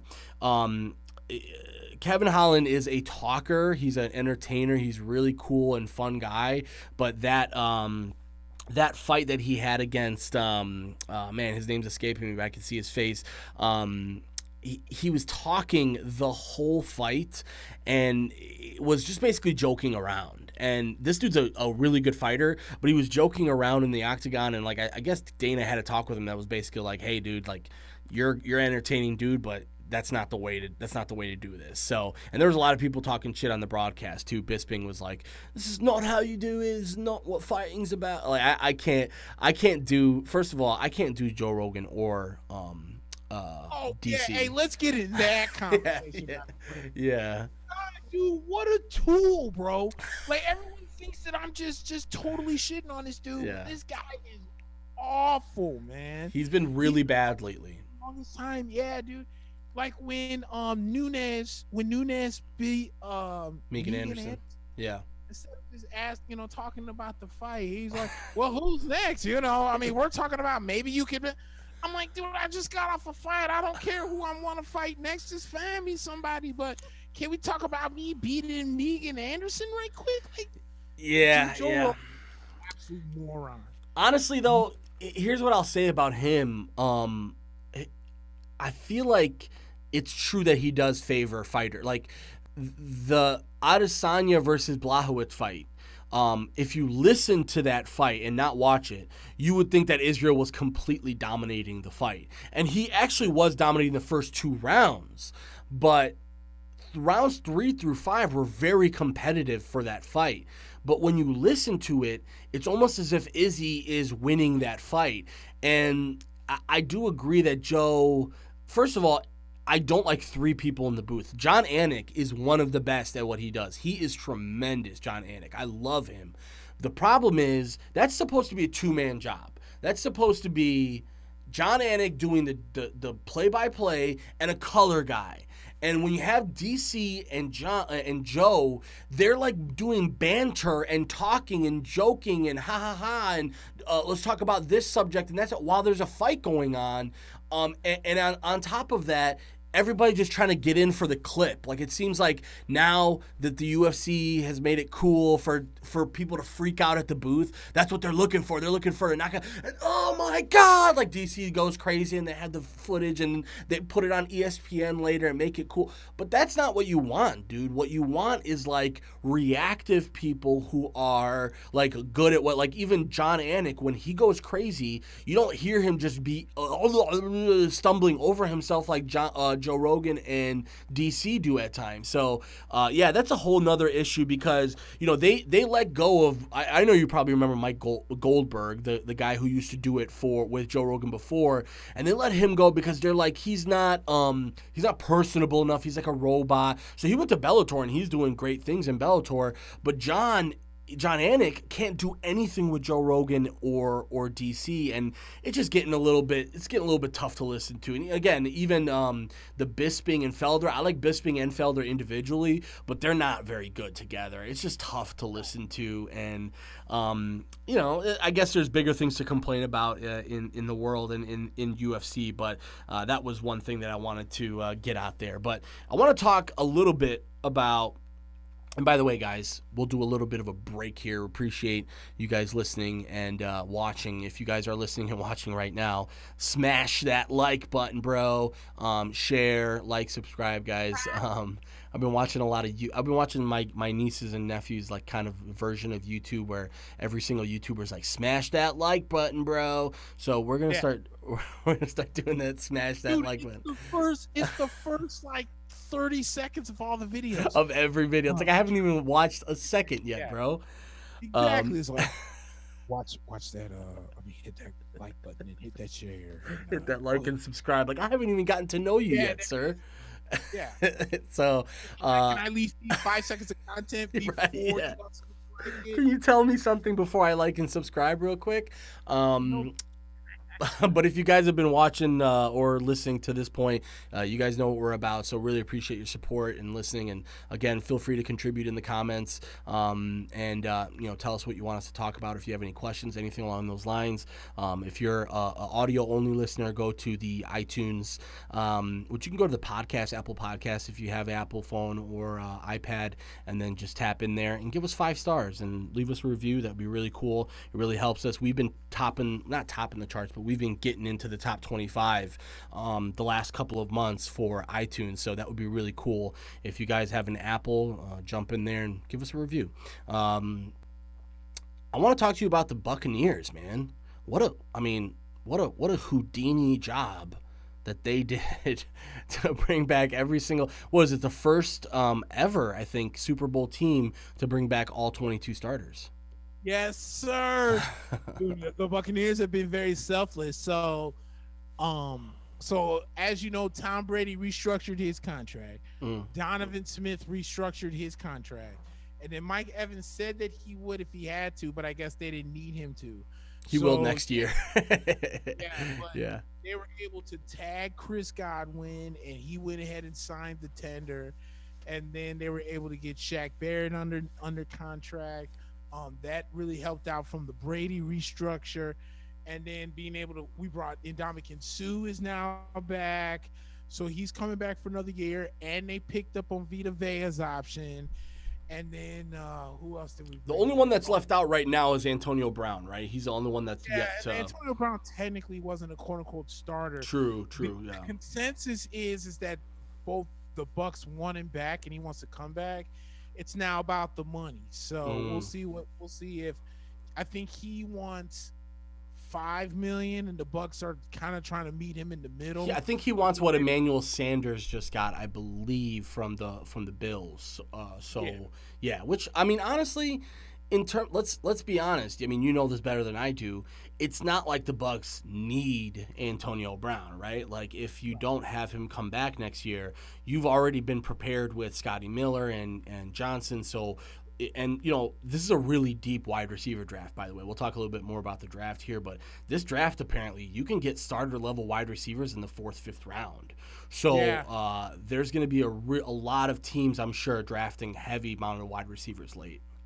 And look at it like this. That, I mean, it really puts the Buccaneers in a fine situation sitting there with the final pick, because the draft is going to be so quarterback top heavy. I think it is, where some of these guys like think about it, there's almost talks about Devontae Smith, who's by the way, the Heisman Trophy winner. His stock apparently has really dipped. So you're gonna tell me a guy who just wanted, I'm not saying he'll be down there at 32. I don't think he's gonna get that low. There's teams before us that need a wide receiver, but if somehow, some way you pull that off, dude, you might as well just don't even play. just don't even.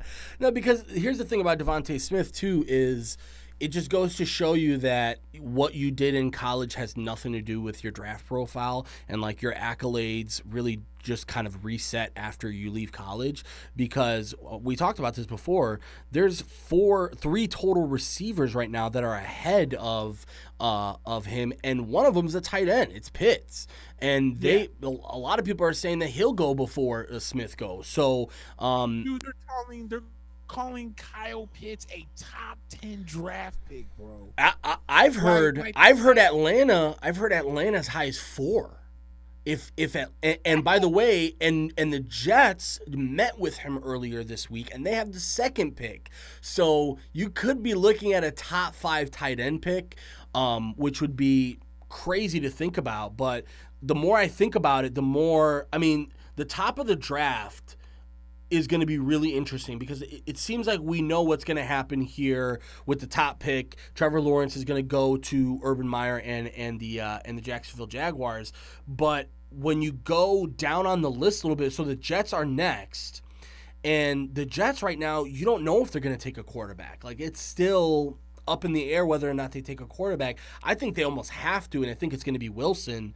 But if you look at it, the draft after that, you're going to see a lot of teams that either going to jump in for a quarterback or are already there for a quarterback. Atlanta, so like Cincinnati's the one that's in that top 5 that definitely don't need a quarterback. They'll probably end up taking Pitts, which would be a nice pickup for them. A nice tight end for them would be like amazing. We saw how much Joe Burrow loves tight ends, but offensive line, another one. Sewell would be a really good. Penny Sewell would be a really good pickup for them as well. But then again, after that, when you're looking at the draft, like 6 through 10 is going to be really interesting to even like mock out, because we talked about Atlanta at 4, and then Cincinnati at 5. We have so we talked about this. The Eagles traded back from 6, and the Dolphins traded up to 6. We don't necessarily know what the Dolphins are going for in that situation, but we do know it's not a quarterback, right? You're not going to draft a quarterback that high, but what are you thinking? Okay, so let's talk about this whole scenario. Yeah. Right? All right, hold on. Before we get into the scenario. Yeah. Darnell wants to know, how do we feel about the 17-game schedule? I will go on record of saying, if it wasn't broke, then don't fix it. Yeah. For what? Like, okay. I understand that America loves football. Okay. Yeah. And I understand that for a guy who's worked a lot of years in the restaurant organization, I know that the customer is quote unquote always right. Sure. Yeah. In case the customer's not always right. Yeah. There's no reason for a 17th game. No. You know what I'm saying? Especially if the players don't want it, right? Like, that's the big thing. If the players don't want it, then I don't want it. No, I don't want it. Yeah. So I don't understand what the big brouhaha for the NFL to keep pushing this 17th game was, but I personally think it's dumb. It does. Yeah. It doesn't make sense. See, dude, the NFL is one of those sports where you really don't need to fix that much to make it entertaining. No. Like, you think about it. People complain about the NBA because all the stars go to one team and the league's watered down. Fine. You and I are just complaining about NCAA basketball, how the tournament's watered down. Fine. Mm-hmm. Then people complain about baseball, how it's so boring, and then they're trying to find out every dumbass way to figure out to speed up the game. We'll get on them in a little bit. Yeah. Right? People, hockey kind of have its own issues. Their marketability may not be where it's at, but they this, that, and everything else. And I think hockey is the only sport, to be honest with you, that has made some implement changes, and they actually make sense for the sport. For instance, when they made that trapezoid where the goalies can't touch outside, yeah. Makes absolute sense. Yep. When they were getting done, the people damn near tearing their legs off to touch the puck for icing. They did the hybrid icing. Genius. Yep. Okay, that stuff makes sense. A 17th game for the NFL doesn't make flipping sense. No. Like, okay, dude, at the end of the day, no one's gonna look at the 17th game like daylight savings time. Yeah. You know what I'm saying? Yeah. It's like you know when that extra hour is gone. Yeah. No. You're It's, like, yeah. oh my god! Can't believe it. Yeah. Tired. You know what I'm saying? If you're gonna add a game to the schedule, I would have loved if you just added more playoff teams and had another extra round of playoffs. Exactly. Yeah. Exactly. Yeah. And then to think about it, all you had to do was take that game off, put a couple extra teams in, to where the only team that got a bye was whoever finished with the best record in said conference. Yep. That's fine. Yeah. But a 17th game, no one's gonna, like, when the Super Bowl's over with, no one's gonna be like, boy, I tell you what, man, if we didn't have that 17th, if we had that 17th one, that would have been it. Holy smokes, we wouldn't be in this position right now. Yeah. No one's gonna say that. It's also really inconvenient because, like, records, a lot of contracts are based on 16-game schedule. Like, a lot of these records that were not going to be broken back in the day are now going to have a chance to be broken. I know that's a stupid, petty thing, but, like, at the end of the day, there's no need for it. And also, again, I'll stick by this. Listen, Am I going to complain that there's going to be one more game of football this year? No. If anything, that's good for me. But I'm about the players and what the players want to do. And I think it's very clear that the players don't want 17 games. And the only people that wanted 17 games are the owners, and the owners who put, by the way, their players hostage with this, because the players had no say on whether or not this was going to happen. And just about every player has come out and said that this is a bad idea. And all you're doing, and by the way, are you going to adjust rosters now? Like, that's another thing. Is the 53-man roster in its current construction, the way that we do it, is this enough to sustain 17 regular season games throughout an 18-week season? My answer is I don't think it was enough for a 17-week, 16-game schedule. So Right. I think we should have a lot more flexibility on, first of all, cap space. I think cap, that's going to be really crucial because of coronavirus, things did not go up the way they're supposed to. But next year, apparently, they're going to go up like an exponential amount. So really, what it's going to come down to is like how much this changes about the game in general. But like, to answer Darnell's question, like I think in general, I just go where the players go. If the players don't like it, it's probably not a good idea. So let me say this then. The NFL then should go ahead and make it a 19-week season and give these teams an extra week, an extra bye week. I would actually think that's a great idea. Yeah, that's because a great think idea about too. it, in college football, You can have multiple. Yeah.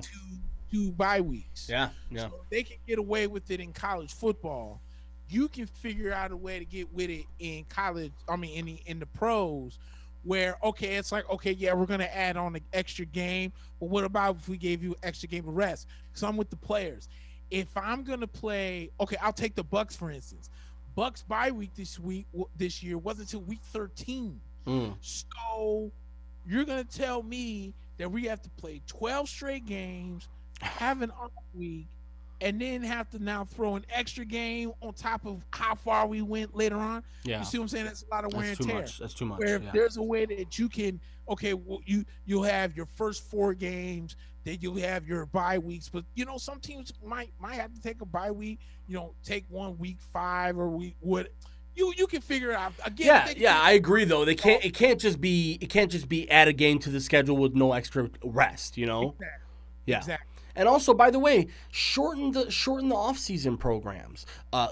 Because a lot of these stupid clowns are still talking about, well, just shorten the preseason, make it 1 preseason game, and it's like, no, you guys don't understand what that's going to do to football. It's going to completely ruin the quality of the game. We saw what it was like last year with just the shortened and non-contact and COVID schedule. Just imagine what it's going to look like if you have to move that to 2 games and you only have 2 games to get a 90-plus guy roster at that point in training camp.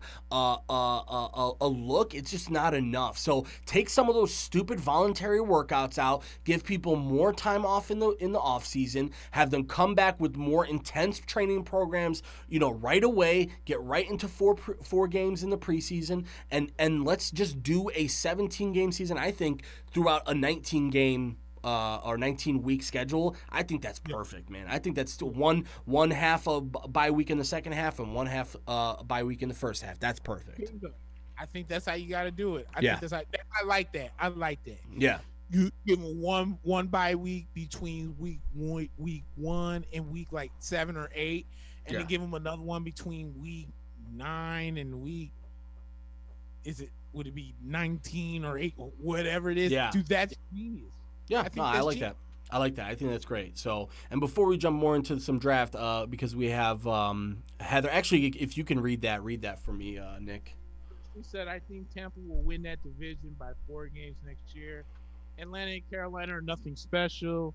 And now that New Orleans doesn't have Drew Brees anymore, and will step back, I can see Tampa winning 13 games in that division. Yeah, me too.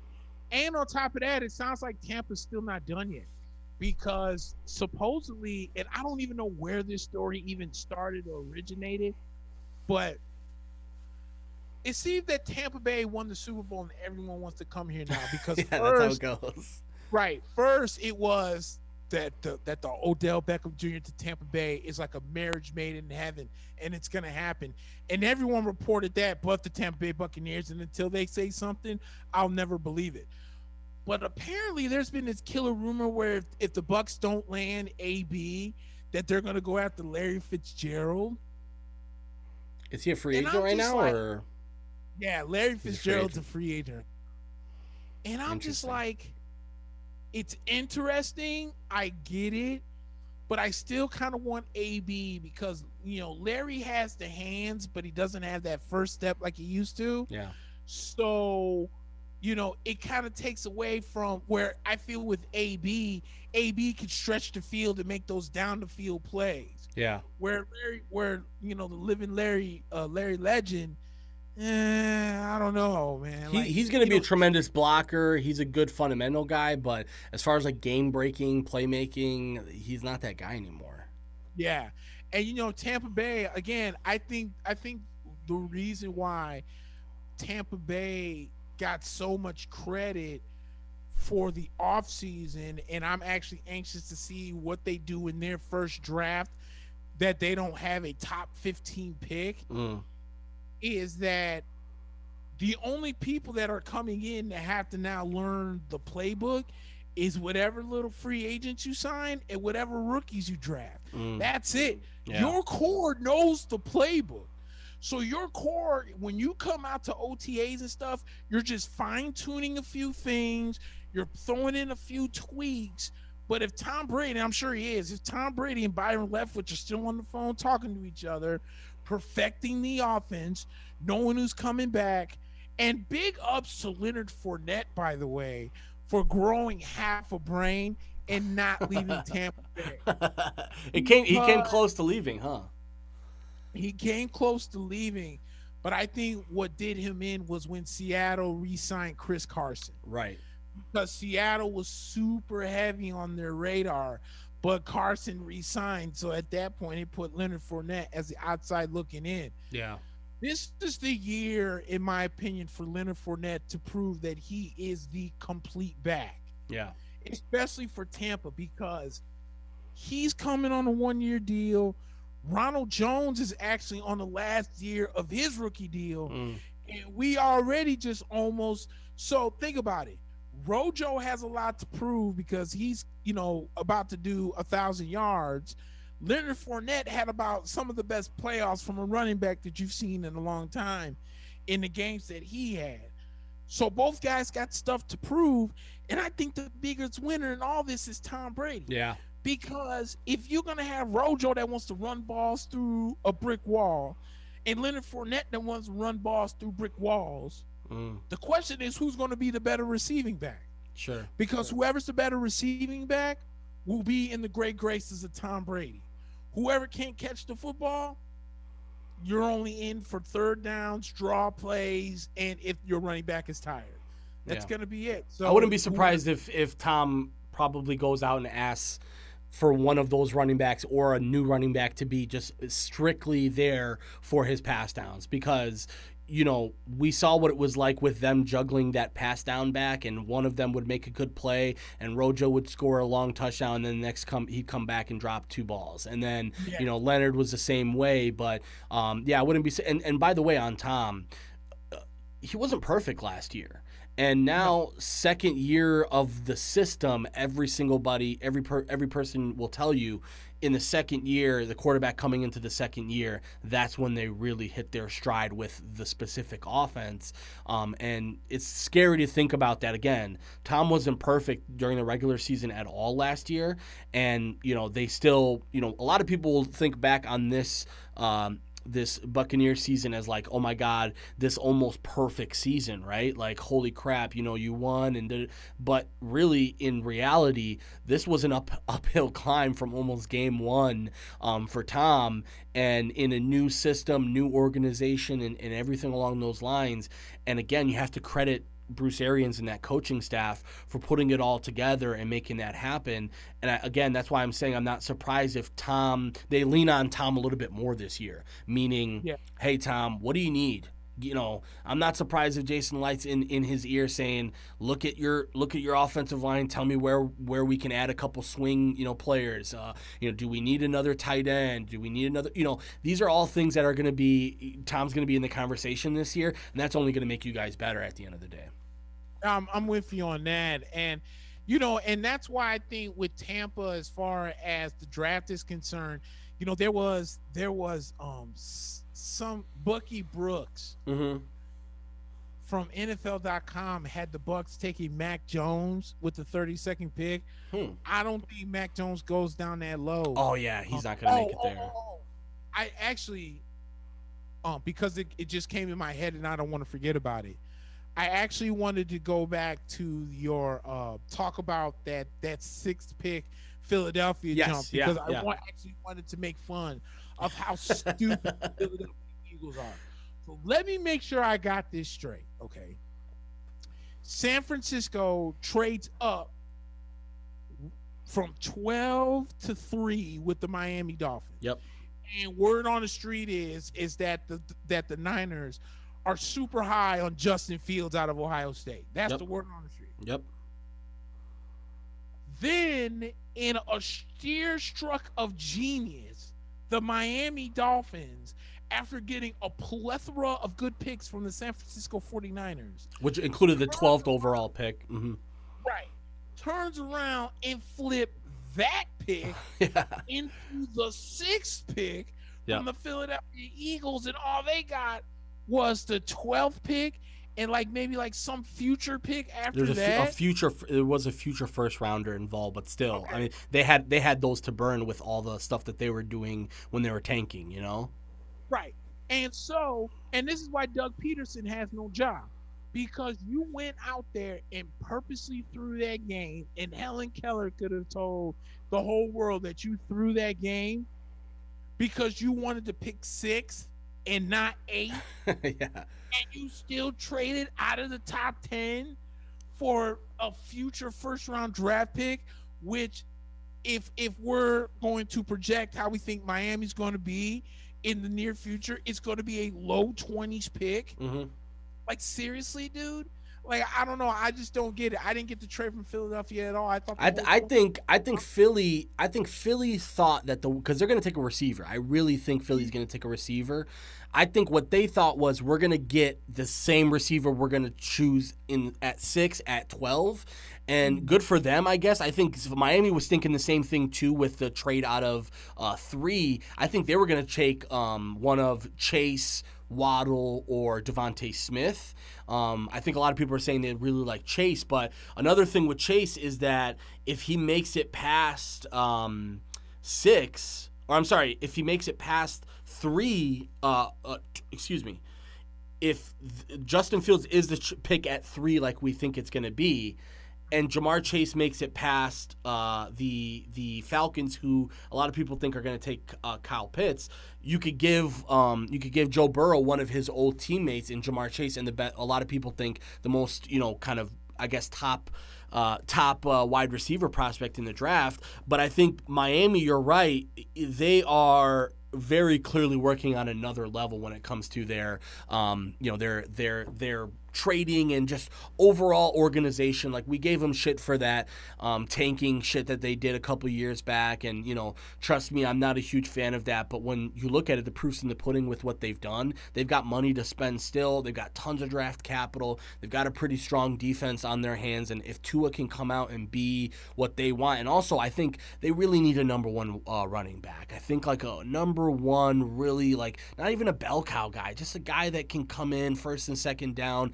and be, a high level, kind of running back, and they've got time for that. So we'll see. But yeah, that's a good point. 6. So now Philly jumps out of 6 and Miami jumps in. We think they're going to take a wide receiver. I think at 7, Detroit is going to have to look at an offensive weapon as well. I don't know about Devontae Smith in general for them, but I think Devontae Smith is a nice addition for them to get Jared Goff some weapons, because you have to remember they lost Galladay, they lost Marvin Jones, and they are pretty much working with slim pickings right now over in Detroit.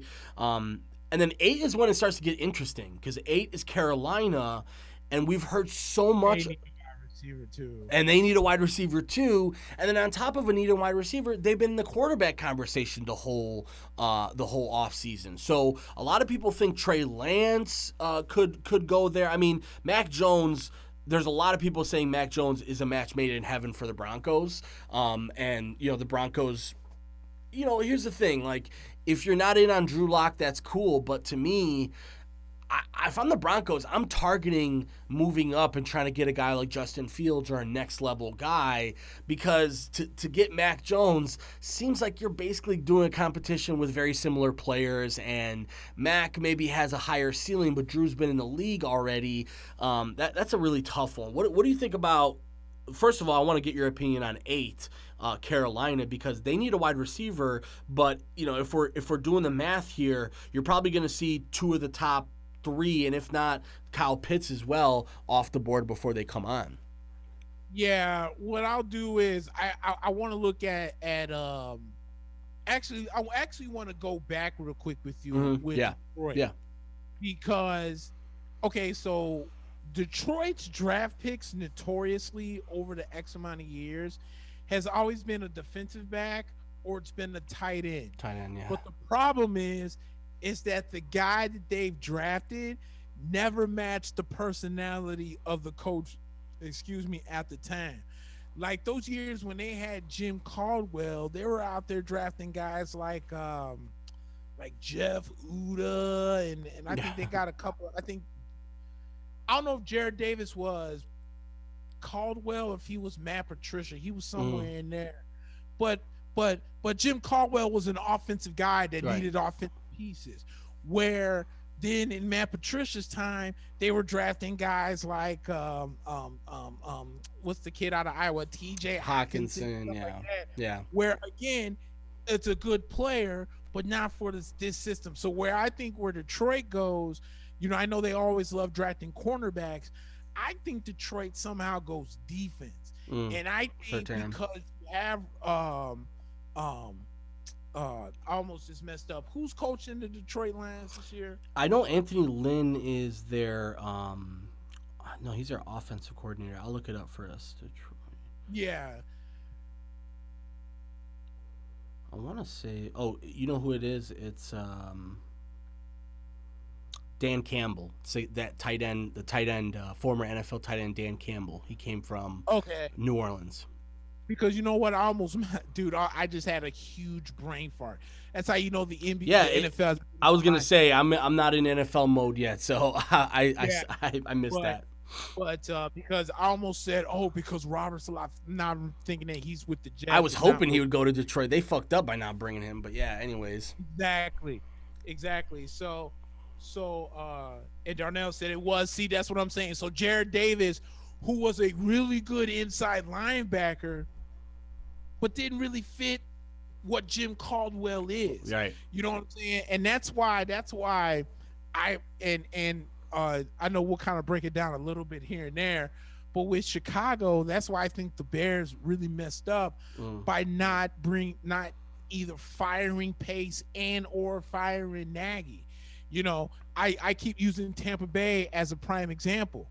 The Buccaneers with Jason Light under Dirk Cutter has not been the same reign with Jason Light under Bruce Arians, because Dirk Cutter was that guy who could have used some offensive guys but went defense. Yeah. When they drafted Vernon Hargreaves, there was a few guys they could have used offensively that wasn't Vernon Hargreaves.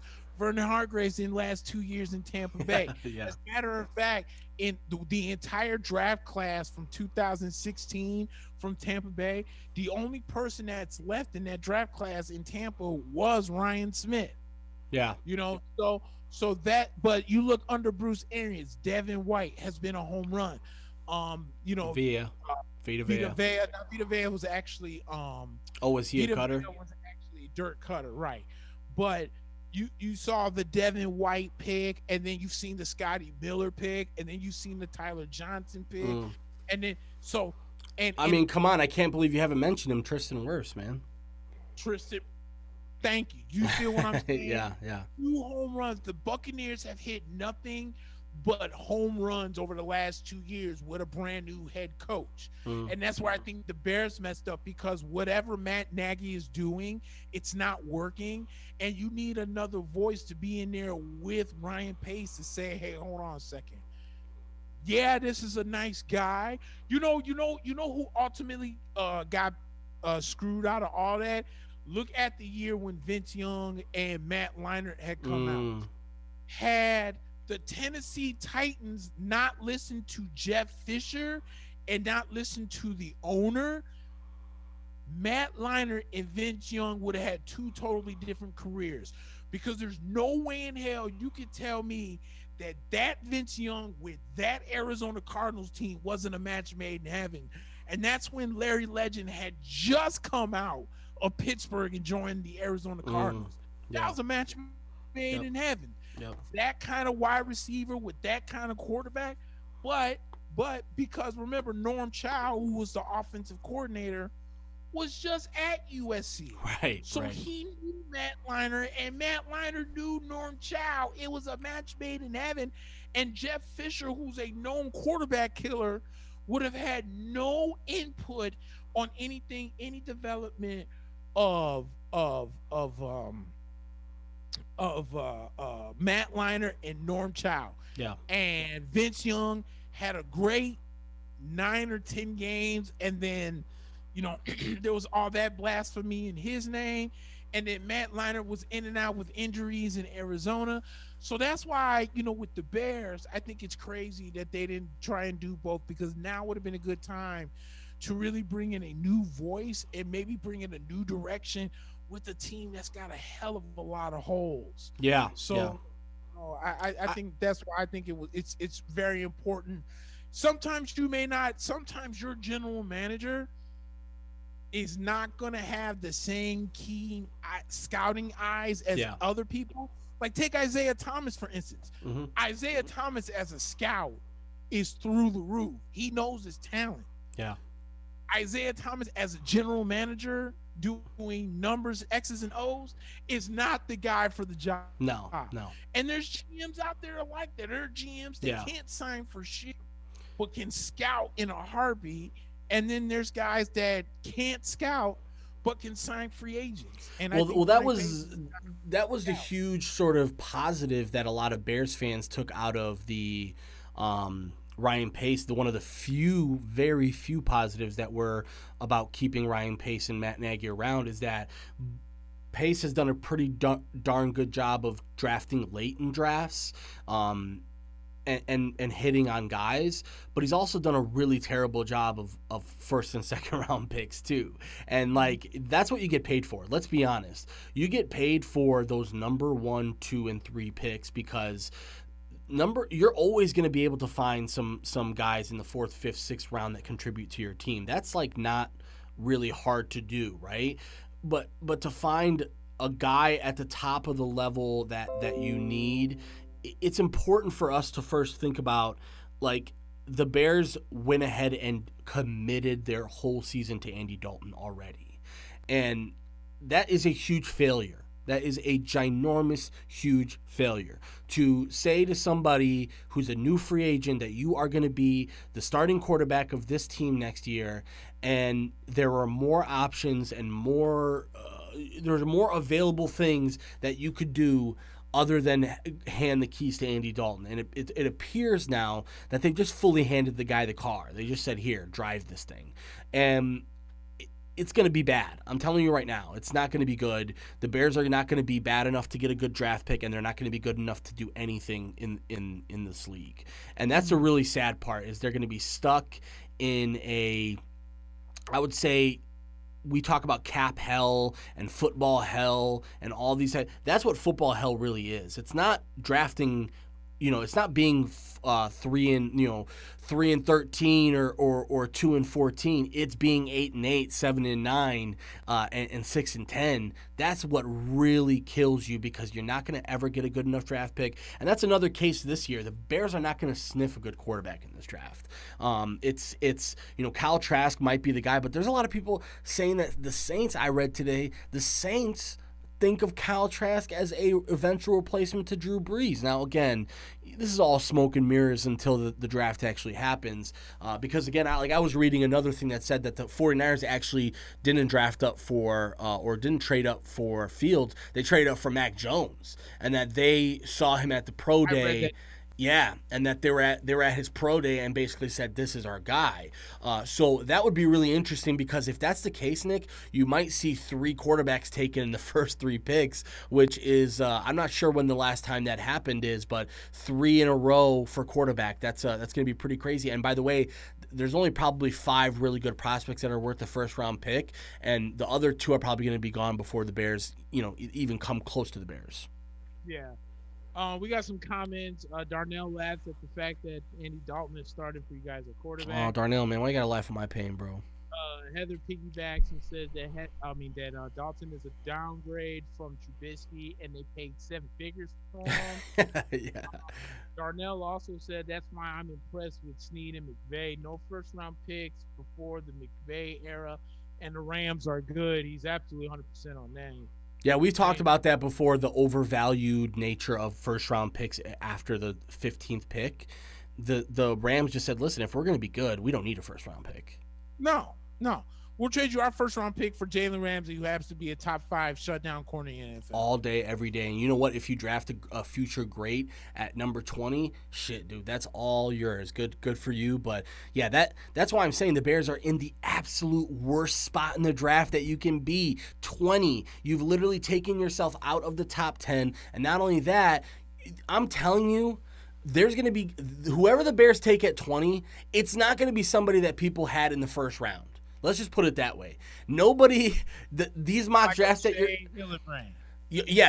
what I'm saying, you're gonna see the Bears do something that, first of all, you didn't think that they're like. There's not gonna be. You know how every single draft, Nick, in the first 10 picks, there's always 3 guys that you're like, who the hell is this guy and why did they choose him? And now, oh my God, here's 3 guys that have dropped to us. We thought this guy was going to be gone, but man, oh man. Like, I remember the year Aaron Donald dropped, and he was 1 pick away from the Bears. And all I was thinking is, if we can get Aaron Donald, we'll be fucking amazing. And every single year, it's always like 2 or 3 guys. I think last year for me, it was Delpit, the safety who eventually went to the Browns and had a season-ending injury, but he was one of the best safeties available in the draft. He was available for the Bears, and the Bears decided to go elsewhere.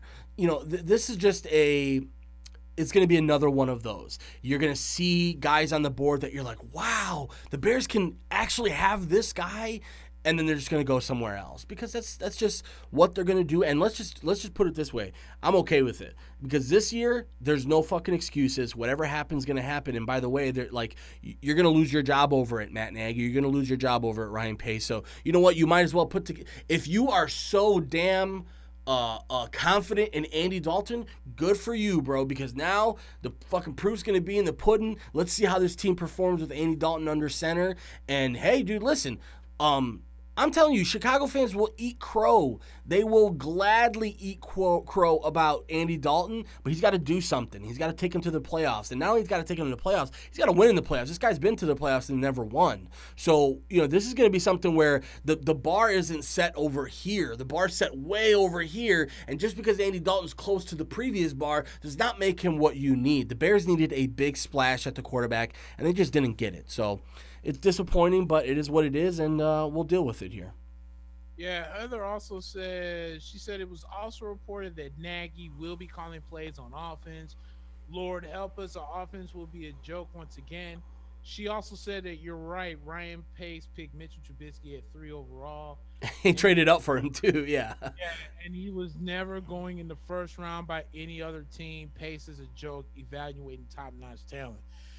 I don't know if Mitchell Trubisky wasn't a first-round pick. He was not in the top 5. No, not only was he not in the top 5, but there was a lot of conversation about him not even being a day 1 pick.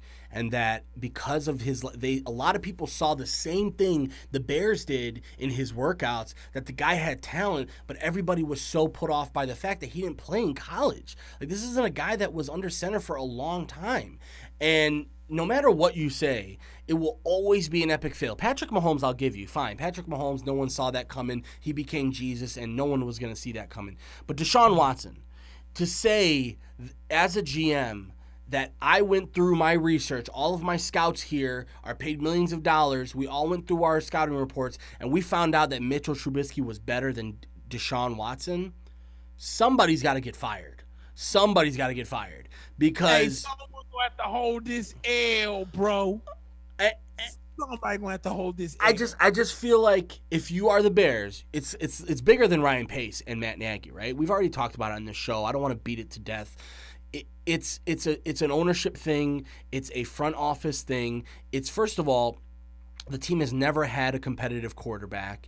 And the reason why they've never had a competitive quarterback is because they've never prioritized the position like they should, which this offseason, a lot of people said this is the first offseason that Bears fans actually said they have no choice but to prioritize the quarterback position. It's obvious.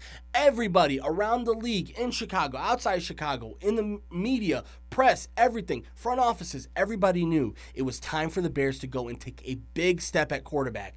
Even if it meant mortgaging the future for Russell Wilson, even if it meant mortgaging the future for Deshaun Watson, even if it meant trading up and getting the quarterback that you wanted, I don't think anybody would sit here and be mad if the Bears traded up to the number 6 or the number 3 pick and gave up a bunch of picks because they knew that they were going to get their quote-unquote another shot at their quarterback of the future. But to say that Andy Dalton, a guy who, by the way, you had a chance to bring him in last year and decided against him, and by the way, you traded a 4th-round pick to Philadelphia for the same quarterback in Nick Foles, and now Nick Foles is stuck on the team. You don't gain anything by losing Nick Foles now, and nobody wants him. Nobody's going to trade for Nick Foles at this point. There was talks that the Philadelphia was thinking about trading for him. They just signed Joe Flacco, and they're like, you know what, we'll take Joe Flacco instead of Nick Foles. So now the Bears are stuck with 2 of the same quarterback. Nobody's going to, there's going to be no competition. It's not going to be like, Andy Dalton has to win this job. No, Andy Dalton has the job now. And apparently Matt Nagy feels like if he runs plays and if he calls plays, he's going to be able to have a successful offense. I say good fucking luck, man. That's what I say. Because when you look at the weapons around the team right now, Allen Robinson reluctantly came back and signed his franchise tender. No wide receivers really left other than Darnell Mooney, who is still really, we don't know what last season was for Darnell Mooney. We don't know if that was a flash in the pan. We don't know if that's who he is every single game. And then tight end, you drafted a tight end last year. We don't know if he's going to start. He may start. Jimmy Graham's still on the team. I don't know why he hasn't been cut yet. He's a guy that would save you $4 million right off the bat. They decided to leave him on the team. Offensive line is still in the same position, so I don't know how Andy Dalton's going to come in and change things. I just don't understand it. Darnell asked a serious question why the Bears can't find that QB. Here, let me try and answer this. Yeah, please. Let me see if I can try and answer this one from a guy from the outside looking in, but I think I've lived in Chicago long enough to kind of remember this. All right, here we go. The same reason why the Bears can't find a quarterback is the same reason why the Bears can't find themselves a sustainable head coach. And the reason why is because the Bears are still stuck in 1985. That's why. At the end of the day, the Bears thrive off of stout defense and great running game. Mm-hmm. Okay? Think about it. The Bears, Chicago's a lot more blessed than people try to give them credit, because the Bears Chicago has been blessed with some of the greatest talent that has ever come through that city. Yeah. So the Bears and the fans get blessed with guys like Richard Dent, and then you got guys like Mike Singletary, and you got guys like Steve McMichael, and then the ultimate person is Sweetness, right? So then you win the Super Bowl, and then remember how all the Bears fans went crazy when the Bears finally fired Mike Ditka. The great Mike Ditka's gone. And then what happened is the problem was the Bears was trying to find themselves another Ditka, but couldn't. So then they end up moving to Lovie Smith. And Lovie Smith, who's a defensive stouted mind head coach, they're like, okay, we can bring this defensive guy in. So what do the Bears do? They stick to the roots. You bring in a defensive guy in Lovie Smith. You bringing in all these defensive players that have come through, like Brian Urlacher, who, oh, by the way, is a Hall of Famer.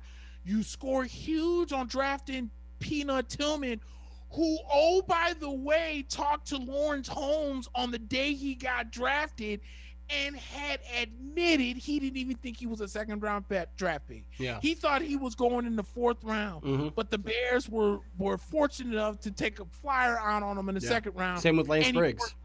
Exactly, right? So you got this defensive, just as I mentioned earlier, you got this defensive-minded coach bringing in defensive players that's bringing in maximum results.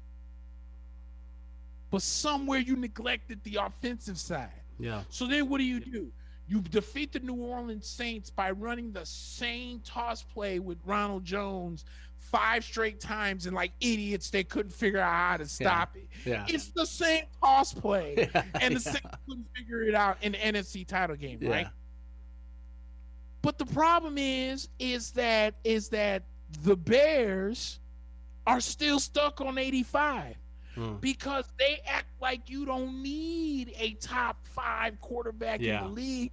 If I can give you receivers that can catch the ball, if I can give you running backs that can run the ball, and if I can give you an offensive line that can give any mediocre quarterback more than 6 seconds to scan the field and figure out where the ball is going to go. Yeah.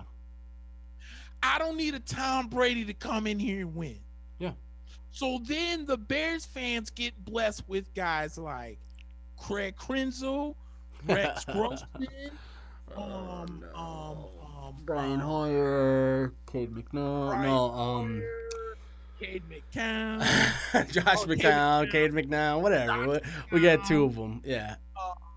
I mean, the list can go on and on. Yeah, dude. If the Bears ever realize, like, okay, this is gonna probably be a little bit heartless, but hopefully my point is very well taken. I've made mention of this before, but notice how the Blackhawks changed when Bill Wirtz died. Yeah. When Rocky Wirtz came and took over all that nonsense that Bill Wirtz put on the Blackhawks, Rocky Wirtz completely lifted it, and the Blackhawks were a fun team again. The United Center was fun to go and watch games again, and we just won 3 Stanley Cups in 6 years, right? Yeah. The Bears are almost damn near at a point where they're going to need some new, fresh blood to take over this team to finally get the Bears into 2020. Because I feel like the Chicago Bears are the only team in the NFL that can't get this right. But when you're stuck in 85, it's like Packer fans that still think they're a really good football team and they're still stuck in 2010. Yeah. You haven't won squat in a whole decade and you still think you're better than everybody else. No, sit your dumb asses back in the quarter where you belong. You're not really that good. Yeah. Okay? There's still some teams stuck in the last century when it comes to how they look at roster management. Like, I think the Bears are one of them in the fact that, like, listen, every other team in the league over the last few years, including teams like Kansas City, Houston, Buffalo, have all looked and said, you know what? The most important position for us right now is quarterback, and we are going to go draft a quarterback, and then we're going to build this team around that quarterback. Now, again, it's not always successful. Kansas City had a successful time at doing that. Houston, not so much. So it's not a guarantee just because you get a quarterback that you're going to be good, right? It's about building around the quarterback. And I saw that Darnell had mentioned great defense with Jay Cutler was a QB. Well, that's another great example because the Bears brought in Jay Cutler. They went out of their way to make that trade with the Broncos. They bring in Jay Cutler, and consistently what ended up happening is they fell short on the offensive line. They could not protect the guy for the life of him. So then instead of going out and getting offensive line for him, they went out and got Brandon Marshall for him. And instead of going drafting offensive line for him, they drafted Alshon Jeffrey for him. And they're still stuck in this mentality of, dude, we could just get a slinger quarterback who could throw to the 5 best wide receivers and we'll be good to go. And it's like, no, that's not how this works. And the Bears proved it. You can have a good defense and a great quarterback and still not be a successful team. So nothing is going to change with this team. I'm telling you right now. The McCaskies aren't going anywhere. Ted Phillips is the guy that I think the Bears fans are focused on right now. They would like to see Ted Phillips move on, but it's unfortunately it's looking more and more like it's going to take another embarrassing show on national television, where last year we had enough of them, but like one of those Packers games where you lose 40 to 10. It's going to take one of those for this franchise to realize that they're stuck in a rut here, that a quarterback can't solve this. I'm sorry, but bringing in, let's say, Russell Wilson, right?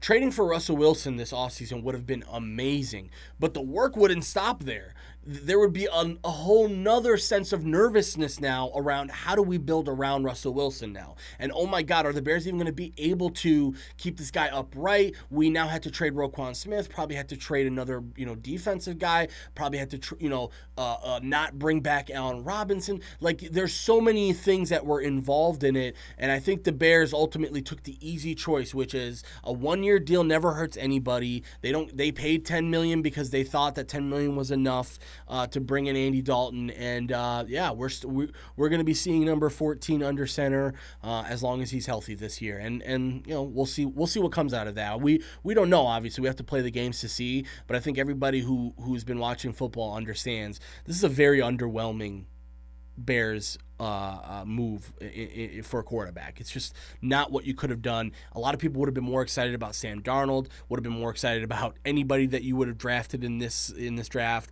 But I think the Bears realized very quickly that number 20 was not going to yield them a quarterback. It just simply wasn't going to happen. And if you're going to draft Kyle Trask at number 20, it's coming with it all of the other risks that came with drafting. So it's going to be a tough one, man. It's going to be a tough one.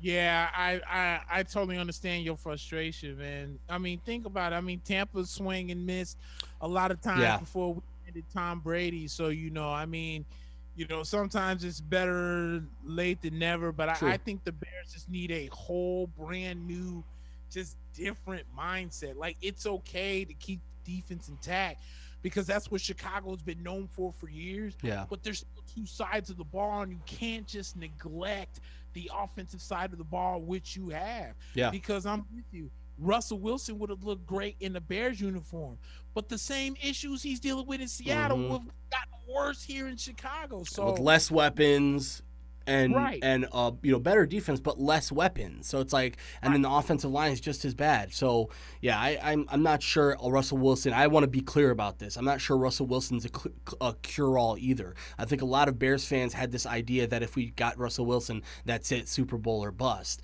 And it's like, no, dude, this team has a lot of holes still to fill, and the draft is going to be important. I hope they go defense at 20, hopefully for a safety or an offensive lineman, but again, all these guys that will probably end up dropping to us that are usually top 10 prospects, we're going to see a few of them. I'm telling you, there's always in the top 15, there's always 2 or 3 guys that where no one was expecting to be there, and they're going to be there, and we're going to have our shot at one of these guys, and we'll see what Ryan Pace decides to do.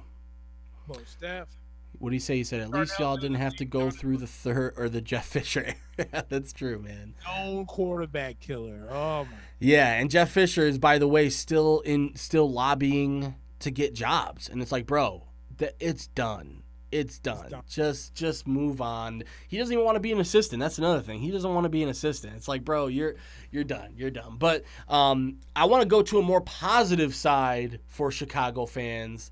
And, since we decide we want to wrap with baseball, man, oh man, is it exciting to be a Southsider and a White Sox fan.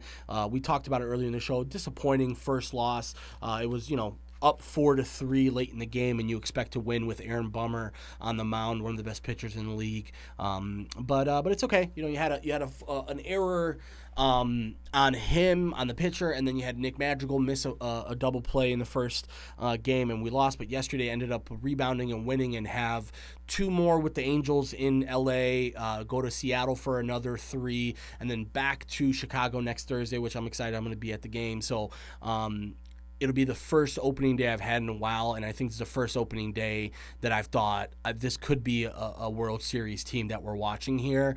One thing I want to get out of the way is that Eloy Jimenez is likely going to miss there's this season, I think a lot of people are saying that he's seeing second opinions, and possibly this isn't it's not a baseball injury. It's essentially like a connector between the shoulder and the collarbone, and it's not typically a baseball injury. So it's like 5 to 6 months for football players, but they're saying it could be like 3 to 4 months for baseball players because there's no contact. It's just about the range of motion. But either way, Eloy Jimenez made a bonehead decision in left field in one of the spring training games. I just so happened to be watching live. I was at home, working from home and watching the game, and he jumped for the fence and right away came down as if he broke his shoulder. And I was just yelling and screaming and throwing stuff because I was just pissed off, because this isn't the first time that he's had problems in left field. This isn't the first time he's hurt himself in left field. And to do it in a spring training game is absolutely, there's no excuse for it.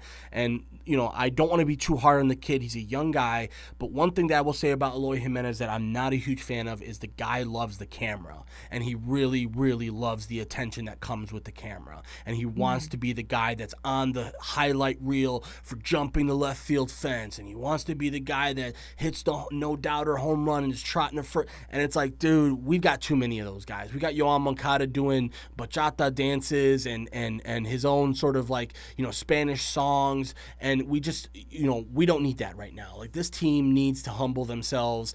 Tim is, I think in that mode. What I loved hearing from Tim earlier and even Giolito is that we have all the pieces here now, but it's not a guarantee. We've got to go out and do it. Like, nobody's going to sit here and think this is a done deal. And by the way, the division is far from being ours. Like, you got to go through Minnesota first. You got to prove that you can go through Minnesota before you start to crown yourself the Central champs. And then the Indians are still going to be competitive. Kansas City looks competitive early in the season. We saw what Detroit looked like last year. They weren't pushovers. So I just think the White Sox are in a great position right now. But again, to go back to Eloy Jimenez, just really disappointing. The team now is going to do some things to shift some things around. But he'll likely miss the season, and that's a big bat that comes out of the lineup. But we still are stacked right now offensively. Have 3 of the best pitchers in the league. Though Dallas Keuchel, he exited early yesterday in the 5th. Just the Sox gave him a 7-1 lead, and like, I'm sorry, dude, if you're a professional pitcher and you got a 7-1 lead, you have to win that game, and you have to make it to at least a 6, which he wasn't able to do. So unfortunately, we didn't lose the game as a result, but exciting stuff, and it's exciting for everybody right now. Like, this is the time of the year where everybody's in it, right? So I had a chance to watch the Yankees and Blue Jays game, the opening game on Thursday, and really interesting. That's going to be an interesting division, first of all. That East is going to be interesting. I know a lot of people are not expecting things out of the Red Sox, but I'm telling you, the Red Sox are going to always be involved for some reason or another. So that's still going to be tough. But the Blue Jays are, without a doubt right now, a stronger team than a lot of people pegged them for. And I think a lot of people were thinking they're going to be pushovers. And then they signed Marcus Semien and a couple of other guys, and Kirby Yates. I know Yates had Tommy John, so he's out for the season. But that Remember, game, they also signed what's his name too, George Springer. Now, Springer, that's right. But they brought in George Springer too. So yeah, dude. The only question with Toronto is always going to be their starting rotation. Yep. After Ryu, where do they really go? And you mentioned Kirby Yates is on there, but he got hurt, so it becomes like, who's going to close games for Toronto. Yeah. But, I was watching the game earlier and didn't realize that there's like 3 different generations on that team. You got Biggio at third, Bichette, I think, is the shortstop, and then you have Vlad Guerrero Jr., who's sitting there at first base. So it's a lot of prestige with their Toronto. It's all about them just really putting it together. Yeah, they're young too. When it comes to Toronto, I think they're the team to easily root for, because they're dealing with the whole COVID, and they're gonna have to play some games in Florida, and then they might have to play some games in Buffalo, and a lot of people don't like the field in Buffalo. They say it's not a major league field, so distinct advantage to Toronto. So and the Blue Jays themselves are wishing that they can just go back home right now, but they can't. So Yeah. it's a feel good story, and I do think that that on on paper this team is really talented. It's just getting the pitching together. And I think Baltimore is another team. Yeah. I know right now they're beating up on the Red Sox, and I don't expect really anything from Boston this year. I think they're going to be crap again. I just don't expect that to have. So you Alex Cora brings in a World Series. Then the next year they were trash, and then last year he was fired. Obviously with the scandal. So either you leave him out a year, and then you ceremoniously fire the guy that replaced Cora to replace Cora with him with that guy with himself. He's not just gonna make this team better because the Red Sox. They made a lot of moves, bro. Like, if I'm not mistaken, I don't think Andrew Benintendi's on. Yeah, he's with Kansas City now. And I know they traded for Adam Ottavino, but he wasn't the pitcher that the Yankees thought he was going to be coming out of Colorado. He's trying to reinvent himself right now. So right now I look at the Red Sox to really be the cellar dwellers of the East. But, I know the foregone conclusion is that the Yankees are going to win it. But don't sleep on Baltimore. I want to see how they look outside of Boston. And Tampa, too.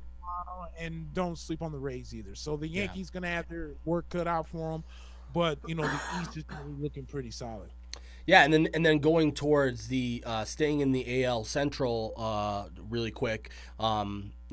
We talked about the Sox. This isn't a foregone conclusion. Minnesota is still there, though they're injured early on the season, and they had a pretty bad offseason themselves, Minnesota. They weren't as active as their fans wanted them to be. And then Alex Colomé, who they brought in as the closer from the Sox, had a terrible first game and blew a save and gave up the win to Milwaukee. And then you have Cleveland, who again moved on from Lindor and Carlos Santana and some of these other guys. But they are still going to be competitive this year, I would imagine, and still be a team that's going to be gunning for a wild card spot.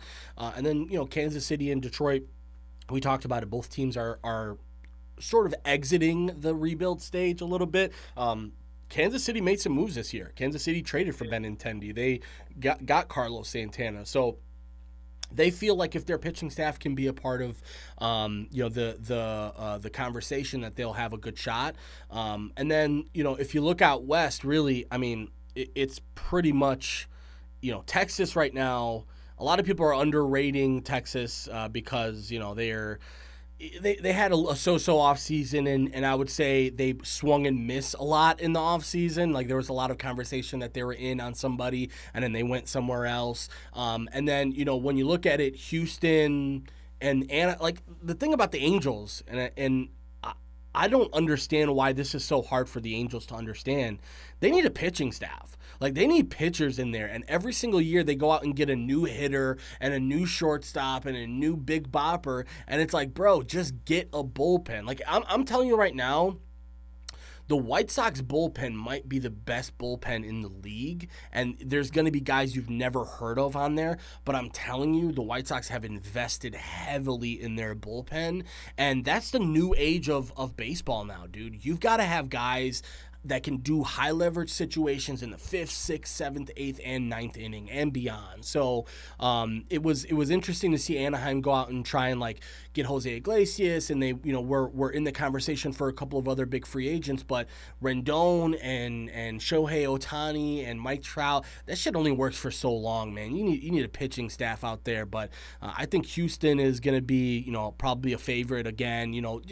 They've had some losses. They lost Springer, they lost Brantley, they've lost a couple. I think did Brantley end up coming back? I think Brantley ended up coming back. Yeah, but he came back to Houston. Came back, yeah. So Houston's a favorite, but I mean, I still think right now in the AL, it's got to come down to the Yankees, and the the Yankees Rays will be in the conversation, but the White Sox as well. So it's going to be an interesting one, and I can't wait to go to some White Sox Yankees games this year. If you come down to Chicago, it's me, you, and Christian. We're going up to the Guaranteed Rate because I got a nice little. I think the White Sox are going to do 20% capacity, but starting next homestand, stand, there's a good chance they're going to bump that up to 50. And there's Rob Manfred kept talking about, and he's very adamant about this. He wants there to be full ballparks around the country by the end of the summer. So I think this has a lot to do with the vaccine rollout and just overall confidence right now. But they seem to think that this is going to be a bigger thing, and we're going to have packed ballparks again. And remember this too. Now, I don't know that the Houston Astros has said anything, but I know for a fact that the Texas Rangers are going 100%. I haven't heard anything from Houston, obviously with Texas being open and everything. But I'm actually kind of for it, dude. Like, you're starting to see now where, a lot of, I guess at this point, a lot of these sports, I mean, I know they're trying to get the revenue slowly but surely come back, but I think at the same time too, though, people can say whatever they want about sports, but being able to go to a ball game and the country kind of slowly but surely trying to get back up to par after COVID and whatnot, this is a step in the right direction. Yeah. And I think what you said earlier was probably the best. Like, if you feel like you're going to be sick, and if you feel like at this point that, you're just not ready, then to go ahead and just stay home. Yeah. But it's especially if you're compromised, please stay home. But otherwise, And now we're in a day and age where there's so many ways to get items. You can get beer delivered to your house. You can get groceries delivered to your house. Oh, yeah. You can get toiletries delivered to your house. Yeah, you can get your groceries. You don't even have to go to the grocery store anymore. Don't even have to dip, bro. Yeah. They bring it right to your house. You do show them ID.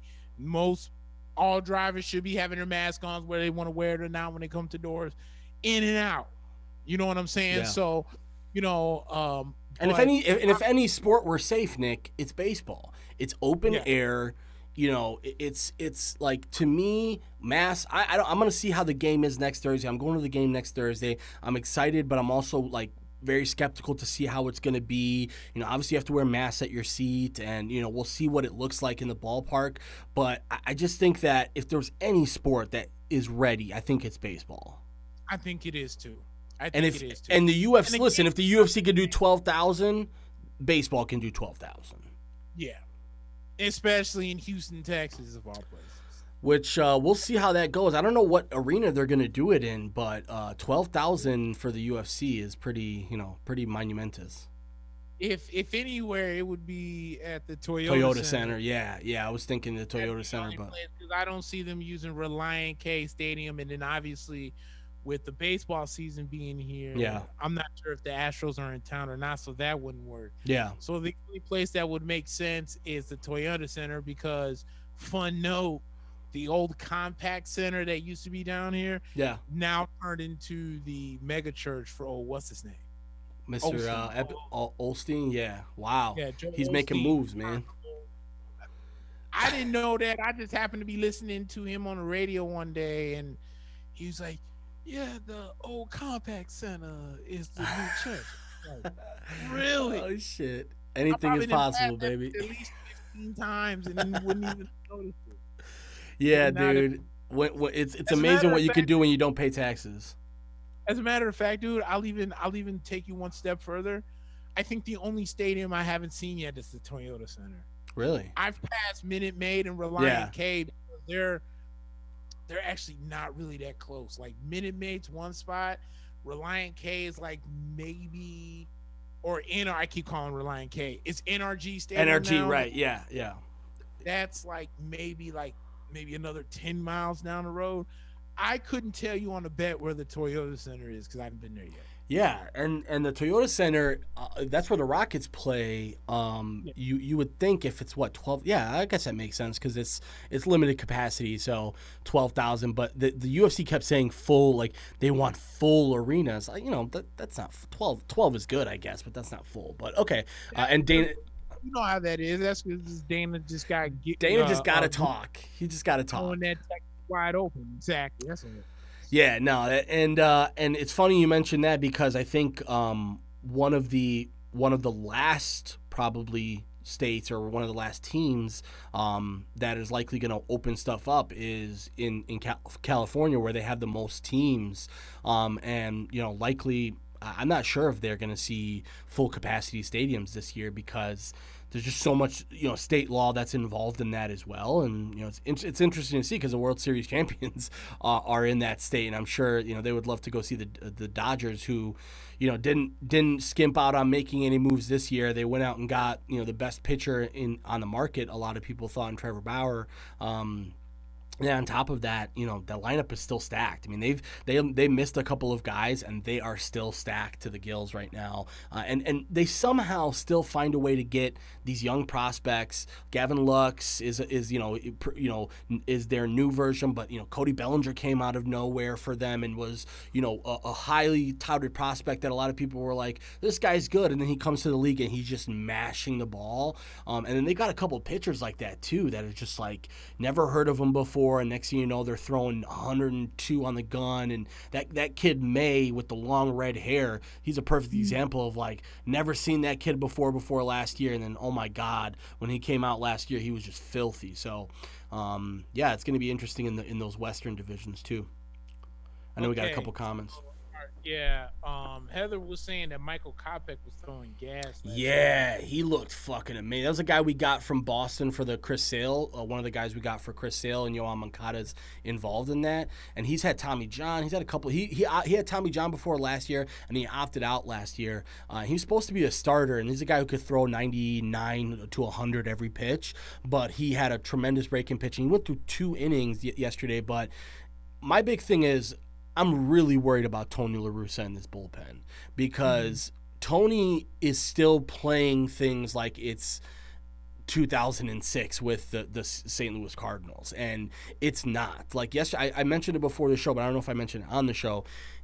We had 1 out to get in the 8th. It's a 7-6 ball game. We're trying to protect a 1-run lead. We have our setup pitcher in there. The setup pitcher gives up 2 base runners, and it's 2 outs with 2 base runners on, and the Angels are down by 1. We bring in Liam Hendricks, who's the high price closer. He comes in. He gets that 1 out.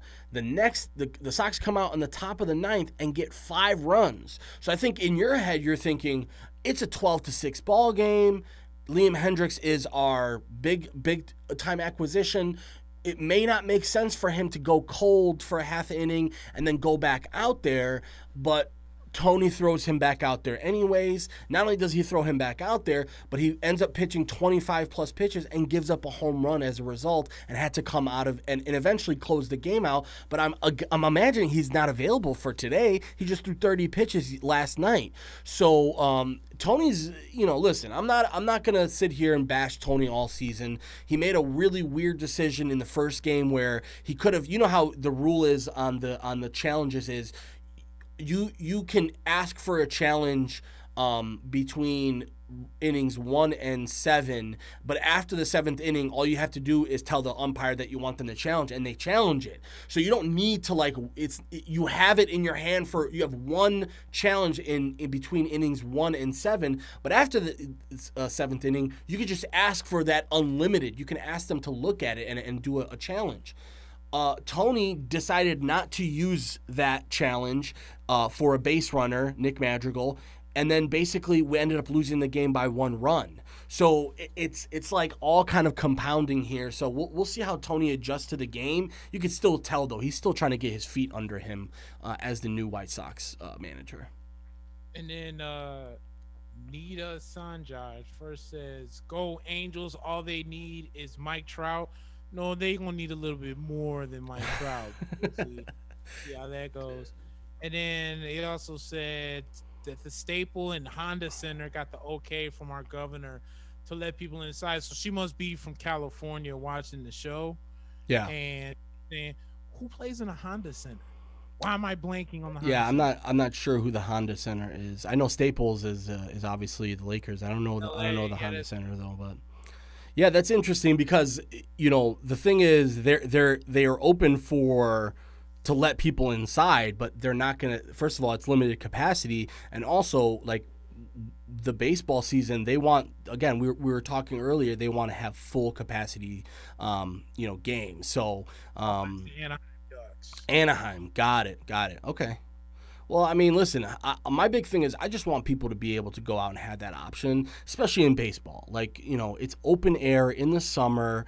Like, everything that we know about coronavirus shows that, like, it's supposed to be less effective in the heat, and sunlight is good. So, be out in the open air, wear your mask, be safe, sanitize your hands, and go to games. Let's get back to that. Oh, apparently the Kings and the Ducks playing a Honda Center. I thought the Kings were in Staple with the late. Well, I guess that would be too much. No, what did I thought do they were in last- the Staples too, but you never know. I know that now. Like there's a big rift between the Blackhawks and the Bulls because it's not always easy It's not always easy maintaining that, having a hockey game on Thursday and a basketball game on Friday. That shit is not easy to keep up with. I'm being told no. All right. I don't know, maybe I'm not the smartest dude in the world. No, yeah, the Kings are at Staples Center. Yeah, thanks, Heather. Yeah, that makes sense because I remember when the Blackhawks played them in the playoffs, they always played at Staples Center. So, and that's why they always had those celebrities around. So, fuck the Kings, anyways. I've always hated the Kings, but anyways, yeah. So then, really, the only other thing to mention right now with baseball is that you've got. I wanted to mention the Cubs because obviously, like, that's a big topic of conversation in the city. I think a lot of people are expecting the Cubs to be completely terrible or tanking this year, and they're not going to be. They're going to be middling. I think they're going to be a middling team this year. I don't think they'll be as bad as people think they will be, but they've got a lot of weird decisions that they have to make, including Rizzo, who was supposed to sign an extension and then missed the deadline, and now apparently he's not going to be extending. They likely won't get a ton from him at the trade deadline, so that's interesting.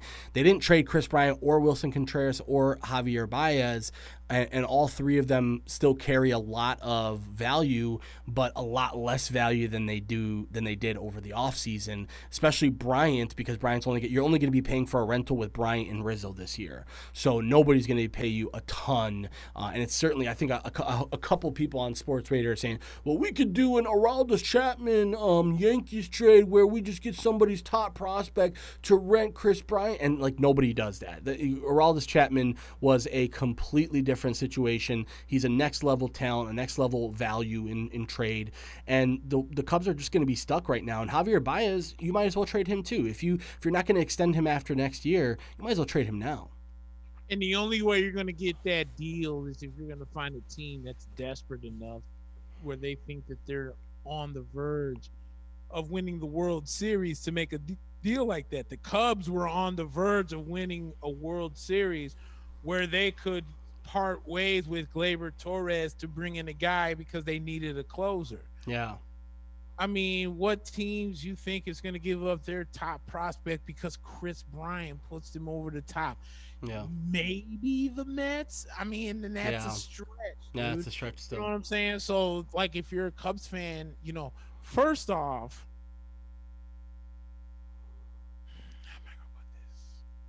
I try and bring Anthony Rizzo to New York. To New York, yeah, that would be a nice fit. Yankee Stadium, left-hander, yeah. You know what I'm saying? Because at this point, like, Luke Voigt, he's good, and I like Luke. He's always hurt though. He's always hurt, bro. Yeah. Always hurt. You just came off a season where you just led a shortened season with 22 home runs in 60 seasons, 60 games, which is actually more impressive than people might want to give you credit. Yeah. And you're already hurt to a point where you couldn't even accept the award on opening day to recognize you as the home run king for the American League. Dude, he's always hurt. So thank God the Yankees didn't cut Jay Bruce prior, or we would have been ultimately screwed. Yeah. We would have been working with Mike Ford. And I like Mike Ford. He's not a starting first baseman. So thank God for Jay Bruce. And Jay Bruce is doing an actually pretty decent job over there. But Anthony Rizzo in a Yankees uniform in that stadium with that swing. It wouldn't take much either for the Yankees too. I think the real big thing is with the Cubs, like they desperately want to bring him back, but they don't want to bring him back at the figure that he wants. I think they were targeting like something like 3 or 4 years for 70, and he wants like 3 or 4 years for 100, which in terms of baseball, that's a pretty far margin to get. So we'll see about that exactly. But yeah, the Cubs have an interesting season ahead of them. I mean, they've had I know Jake Arrieta had a pretty nice game earlier today, but their rotation is really lacking, and then on top of that, you got Kyle Hendricks kind of rotting at the top of that rotation.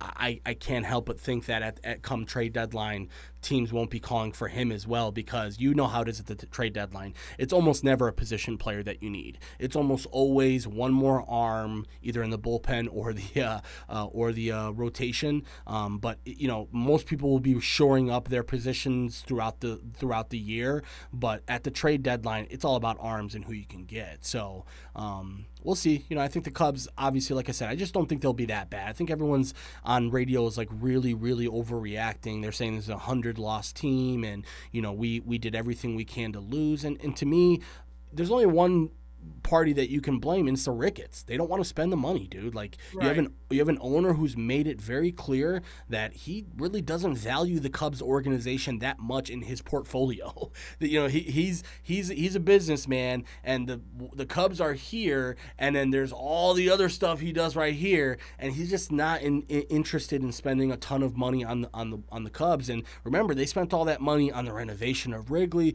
spent all the money on the streets nearby, the hotel, trying to make sure that the city was okay, the rooftops were okay. They redid the bullpen. And by the way, they redid the clubhouses too, the offices. Like, they put in millions and millions of dollars over the last couple of years. So I'm not necessarily saying they've been cheap, but if you have one person that you want to blame, if you're a Cubs fan, it's the ownership. Right. No, I agree with you on that. And no more Theo, by the way, too. No more Theo Epstein. Yeah, and on top of that, I still don't get the whole hotel thing.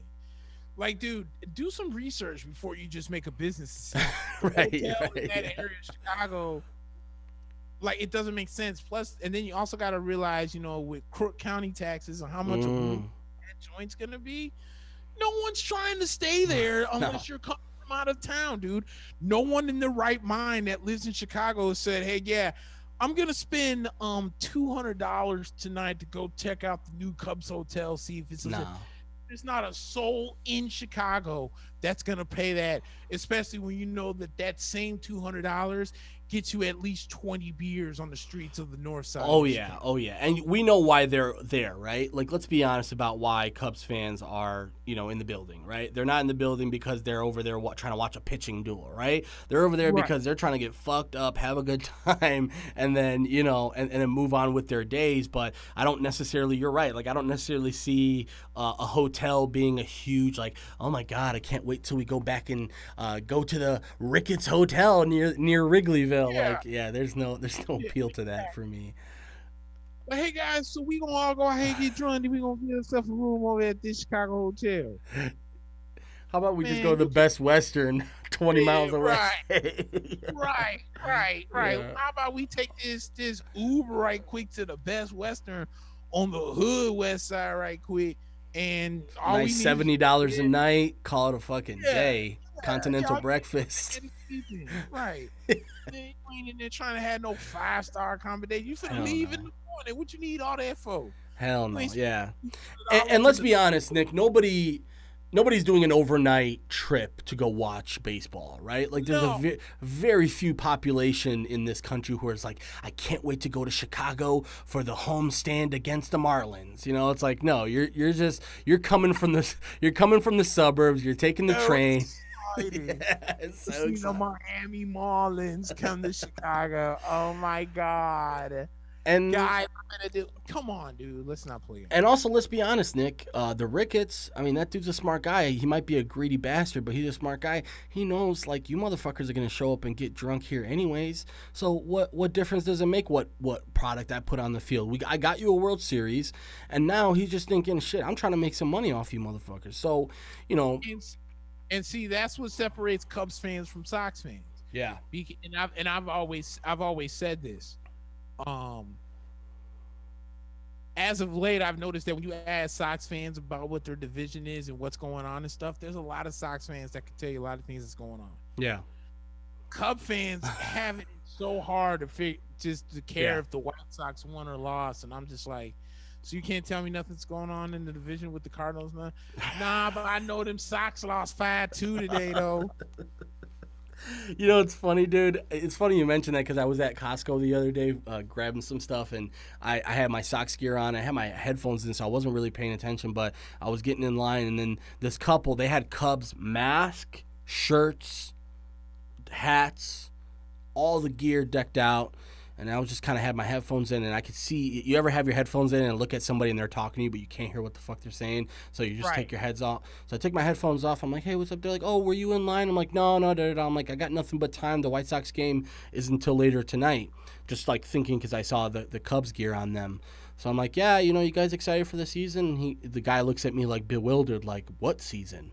And I was like, oh, like you got Cubs? Like, oh yeah, I guess, you know, well, yeah. I'm just like, oh, okay, cool. That was that was definitely a misconnection on my part. I thought, dude, exactly. I'm telling you, you go to Wrigley Field for the experience, but you go to Guarantee Rate Field for the baseball. Yeah, I mean, and at the end of the day, call it what it is. And let's be honest, you and I both know the food at the G Rate is next level food. Superior to Wrigley. Superior, dude. Wrigley on their best day couldn't beat the food at Guarantee. No. Not even on their best day. If you've never had a baked potato or a damn burrito at a White Sox game, it's expensive. Listen, bring the credit card and don't look at the price. But just pay that money and get that loaded baked potato, get that helmet nachos. Obviously, you can't go wrong with the hot dog with the grilled onions. I mean, that's just, you have to have that. So, hey, bro, the grill marks are on the flat top of the foot long Vienna beef hot dog. And then you smell like, I used to work over there. You smell like onions 4 days after you leave that ballpark because it's just grilled onions everywhere. And on top of that, let me what was I gonna say? Oh, hey, I might be New York all day sports day. Yeah. But there's not a New Yorker alive that could tell me that Nathan's Hot Dogs is better than anything hot dog wise in Chicago. Vienna? Oh, come on, dude. I'd be on the 6 o'clock news for I am telling you right now, Nathan's Hot Dogs overrated. Are sizzling. Yeah. Bro, those things are disgusting. So I went to Coney Island. To Coney Island to check it out, right? Yeah.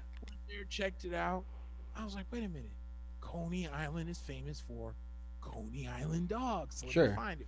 Found Nathan's, went in there, got me this supposed hot dog. I'm looking for the condiments. They had ketchup, brown mustard, raw onions, and it was something else over there. But they didn't have like just regular yellow mustard. I just wanted a regular yellow mustard. So I'm like, well, I guess the New York style must be this brown crap. Mm-hmm. So I put brown mustard with the onions. That doesn't sound good. What, dude? When I tell you that it was the worst $7 I've ever spent in New York, dude, it was disgusting. It's like disgusting. Not like uncooked onions on a dog. Yeah, no, that's not gonna work for me, man. And it's on that style of dog. Like when I do Chicago style hot dogs. Clear, I'll do raw onions any day of the week. Yeah, it complements everything else though, so I'm not disgusted by it. The pickles and the peppers. Yeah, but whatever idiot in New York thought that it was a smart idea to put brown mustard and onions on a hot dog and think that this is legit? Nah, bro. Let me bring you a little bit to the movie. Let me show you how we yeah. I'm gonna be taking extra pictures of my food on Thursday because I'm gonna be definitely first thing I'm grabbing is dog and then we're gonna do it big because it's been a while. I'm really excited for the game. So, most def, you have to be, especially when you're going to Guarantee Rate. It's something for everybody there. Something for the kids, something for the adults. You're gonna watch some good baseball. Yeah. Usually. Yeah, there's going to be knuckleheads in there every once in a while, but every stadium has them, so you can't worry about that. dude, it's gonna be a fun time, man. And it's one of the few stadiums you can literally walk around that ballpark and just have fun walking around and seeing yeah, things and walking into stores and little activities and the deck out in left field and the statues out in the concourse. I mean, it's getting me nostalgic, man. I'm really excited. So, like the next time I go to Yankee Stadium, mhm. next ticket I'll buy will be in the 300s on the third row, and them seats up there are like $45 at best. Yeah, Like people like, don't get me wrong, sitting up close and personal is fun, but if you want a real sports experience, the it's top up top. seats are Yeah, kind of where it's at, yeah, because up there are I'm not saying the down part aren't real fans, but top are like the hidden gem fans. yeah. The guys Hardcores. fans, but they really just don't have the money to go. Yeah, But they know a lot about sports. They just want to enjoy it. And then you get just a whole crew of these hidden gem guys, and they all talk sports. You would have forgotten you're even at a ball game to begin with. yeah. Even if there's like a guy like me that's rooting for the other team, we all have fun. We might take a couple side prop bets here and there. These Yeah. guys drink beer. I just want a couple of things to eat. Everyone's having fun. Yeah. When you're down at the 100 level, everyone's taking selfies. People on the phone. No one Yeah. really knows what's going on. The security's tighter. Like they're like, Free. yeah, right. They don't have fun. Yeah, dude. No one wants to be down No. there. So yeah, at any sporting event, for what it's worth, dude, I'll sit in the 300s any day of the week. I remember when the 100%. Rangers came into town a few years back. I bought a $50 ticket that was at mid ice. When they were in town. Now I didn't stay in that seat because my buddy had come over and he was in standing room only. So I was like, dude, I'll just come hang out with you standing room. But again, it was a bunch of just average dudes. Yeah, that just yeah. paid $300 but love sporting events that were all Blackhawks fans. Rangers won the game. We all had fun. Had 5 other Rangers fans. You went on. When I went down there when the Rangers were in town, when Rick Nash was still in the uniform. The guys didn't know hockey. It was a bunch of old people that Yeah. from like Jewel because they were giving them away. And I got these tickets from my father and his father also. But yeah, those are my favorite at the ball games because those are the dudes who are just kind of like staring off into space. They're not really even paying attention to the game. They're just kind of like, on their phone. Like I'm telling you, dude, there's not one person up in the 500s on their phone or like, tweeting. Or they're all enjoying it and having fun. So I'm excited to do that again. Exactly. So, yeah, man. As far as the baseball, like I said, dude, we're only 2 games in. There's a lot going on. I think we kind of went through the AL and then we kind of touched briefly the NL Central, but I think the 2 most exciting divisions in baseball is going to be the National Leagues East and West. Yeah. I think the stacked, bro. I think that the Braves are going to be really good. I think that what are they? The Mets are going to be really good. The Marlins, the Phillies, and the Nationals are all 3 teams that could make serious noise. Remember, the Marlins made the playoffs last year. I think that the Washington Nationals are injuries away from being just in contention. And I think if Philadelphia could put it all together, they could be in contention through that whole East stack. And then with the West, it's obviously LA versus San Diego. Like, look at everything San Diego made. They make the trade for Blake Snell. They lock up Fernando Tatis Jr. They also made it a couple other pitching moves. Darvish, yeah. They brought in Darvish from Chicago, coming off Darvish's best season in the major leagues, period. So I think the Padres made a lot of moves to contend and stick with Los Angeles. As you mentioned earlier, I think, what you said about them finding these gems and developing into stars is just a testament of how good the LA scout and development program is. Yeah. How great their minor league system is that, the next man up is damn near better than the next guy that he replaced, So I really think the National League West and the National League East are going to be interesting. I think with the Central, it could very well be St. Louis's division to lose because they got better, and the Reds, they lost guys, the Cubs lost guys, the Pirates suck, and then the Milwaukee Brewers are kind of just in that between. Are they can Christian Yelich be healthy enough for them to make a run, or is he going to be on and off the diamond because of injuries? Yeah. So I think that, I think that's interesting. So I'm really looking forward to kind of watching the games. Obviously, I'll be watching the Yankees, but I'm really looking forward to watching other teams. Yeah. Because I think this year is going to be very amazing. But I David Cohn mirrored something I had said on Facebook, that Major League Baseball thought it was okay to keep a guy on second base with nobody outs in the extra innings. Yeah, that's but weird. We couldn't figure out how to get a universal DH in. Yeah, that's this weird, one's dude. Okay, but we're okay by letting pitchers still hit. Yeah. Dude, give me an effing break. Either you're going to do both and keep the playoff system the way it was because it was fun, or here's a crazy idea, just put it back to the way it was. Right. Yeah. I honestly didn't even know it was a part of the rules this year until I was watching that Yankees Toronto game, and they came up for the top of the 10th and they had a man on second. Toronto did, and I'm like, oh my God, did they go back to that rule? So yeah, I don't understand that. I know the whole reason why they did it last year was to avoid having a ton of extra inning games in a shortened season, but in a regular season, it makes no sense to do that. No, it doesn't at all. So baseball season is going to be very interesting, but I'm glad the Yankees won. As a matter of fact, dude, all three of my New York teams are playing today.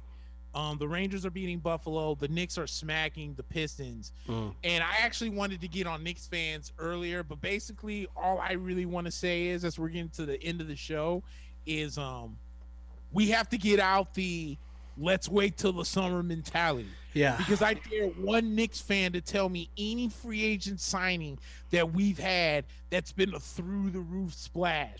Yeah. And before everyone's like, oh, well, Nick, how about Julius Randle? Hold the phone, because I want to see how Julius plays next year as well as this year before I make any type of judgment. But we didn't score on LeBron James. We didn't score on Chris Bosh. We didn't score on Dwayne Wade. Kyrie, KD. James again. We didn't score on KD. We didn't score on Kyrie. But the New York Knicks fans are saying, hey, Nick, man, don't worry about it. We got tons of space in the summer. Yeah. No, I mean, bro. To be blunt, Nick, you guys had to do what the Bulls did, which is we are not going to find a superstar player to willingly come here, so we're going to go out and get one for us. And I think the Bulls and the Bulls front office realize what you're talking about. Nobody is going to be a number one option and say, you know what, I'm going to go to Chicago, or you know what, I'm going to go to New York. Right now, those destinations are second and third tier. There's more and more teams right now that if a player does come available of that caliber, I'm telling you, there's 10 other teams that they would choose before they choose the Knicks or the Bulls. So I agree with you. I think the Knicks had to go out and make a trade that was going to be in that light. But here's what I'll also say. I do respect them for staying put and not making a rash decision and just making a trade to make a trade and going out and giving up too much for a player because you struck out on a few other things. I think that is very less Knicks-like than you've seen in the past. And clearly Leon Rose has changed that front office culture to make it so that, let's be honest, you guys are no longer, at one point you guys were the laughing stock of the front office and, oh my God, they're going to make a terrible move. They signed Joakim Noah and really what it's come down to is I think Leon Rose is saying we're going to make the moves that make us good right now, but also I think he does have a lot of the future in mind, right? Like what he can do with that Dallas pick in the offseason with making moves, what he could do with your pick possibly, some of these players that maybe are on the last year of their deal, they have little value right now. So you know what? Why not get what we can out of Kevin Knox or Ntilikina or whatever we can? But I agree though. I think they had to go out and make a move that was going to be, we're going to force somebody to stay here and be our superstar. I thought Buddy Hield made a lot of sense, but clearly he just wasn't on the block. So there's nothing really you can do about that. Right. All right. Well, it's getting to the home stretch, guys. Really appreciate everyone in the support. Again, smash that like button, guys. Subscribe. I'm gonna get it one of these. Like and subscribe, guys. Yeah, we're gonna next week. The first thing I'm gonna say is like and subscribe, everyone. But no, really appreciate the support, guys. please make sure to Like and subscribe. Even though I haven't given you anything to like or subscribe yet. Yeah, exactly. So you get the notifications every time that we come on to the show. You'll get the ding. So yeah, smash that like button, guys. Really appreciate it. And again, if you guys are audio people, go ahead and give us a review on iTunes, 5 stars. Like I said, the podcast app is a really awesome way to listen to the show. That's how I listen to it. And also, it's very easy to do that review. Just go in, click on our show, click 5 stars, and you're done in 30 seconds. So really appreciate all that. And again, thanks for everyone in the comments and everything else. Nick, anything else, man? No, sir. I think we pretty much covered a lot. I know we missed last week, but we definitely covered a lot. And then next week, we'll get into more. Oh, yeah, congratulations to Baylor, who beat Houston earlier today. So they're in the championship game. We'll see what happens with Gonzaga and UCLA, but that should be a good one for the national championship. Other than that, though, yeah, we'll talk more draft next week, and then we'll get into more baseball and then everything. So all 4 sports now are in full swing. Well, not all. Well, I guess so, because the NFL draft is soon. So all 4 is going to be in the news, and then WrestleMania is coming up here soon. So we got to get into that as well. So I'm looking forward. And I'm happy that WrestleMania is 2 nights, because this whole sitting 5 hours on my ass to watch a wrestling show was getting really old really quick. So thank God WrestleMania is back to a 2-night event, and I'm all for AAA, because Triple H even told Vince McMahon, this is actually a good idea. We should probably stick to it if we're going to do longer shows. So really looking forward to it, and we'll break that down more next week and stuff too. So yeah, man, good marathon show. We definitely had a lot of people watching tonight, so thank God. Thank you, everyone. Everyone came in and watched us, and like Mack said, just like and share and tell your friends about us. And if you're ever on the train and you're listening, take your headphones out and let everyone be like, "Hey, man, these gentlemen sound very natural." I would listen if I were you guys. Yeah, start doing some random marketing techniques for us. We really appreciate that. Just have some random PD coming out of nowhere. You're like, who are these 2 gentlemen? Oh man, we'll see. They're really well spoken. Yeah, exactly. Time slot for them. Sorry, yeah, no, we're never going to terrestrial radio. I can tell you that one. We're staying. We're men of the people. That's what we are. We're just men of the people. Damn right.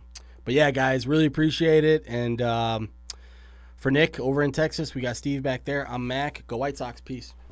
Yes, sir.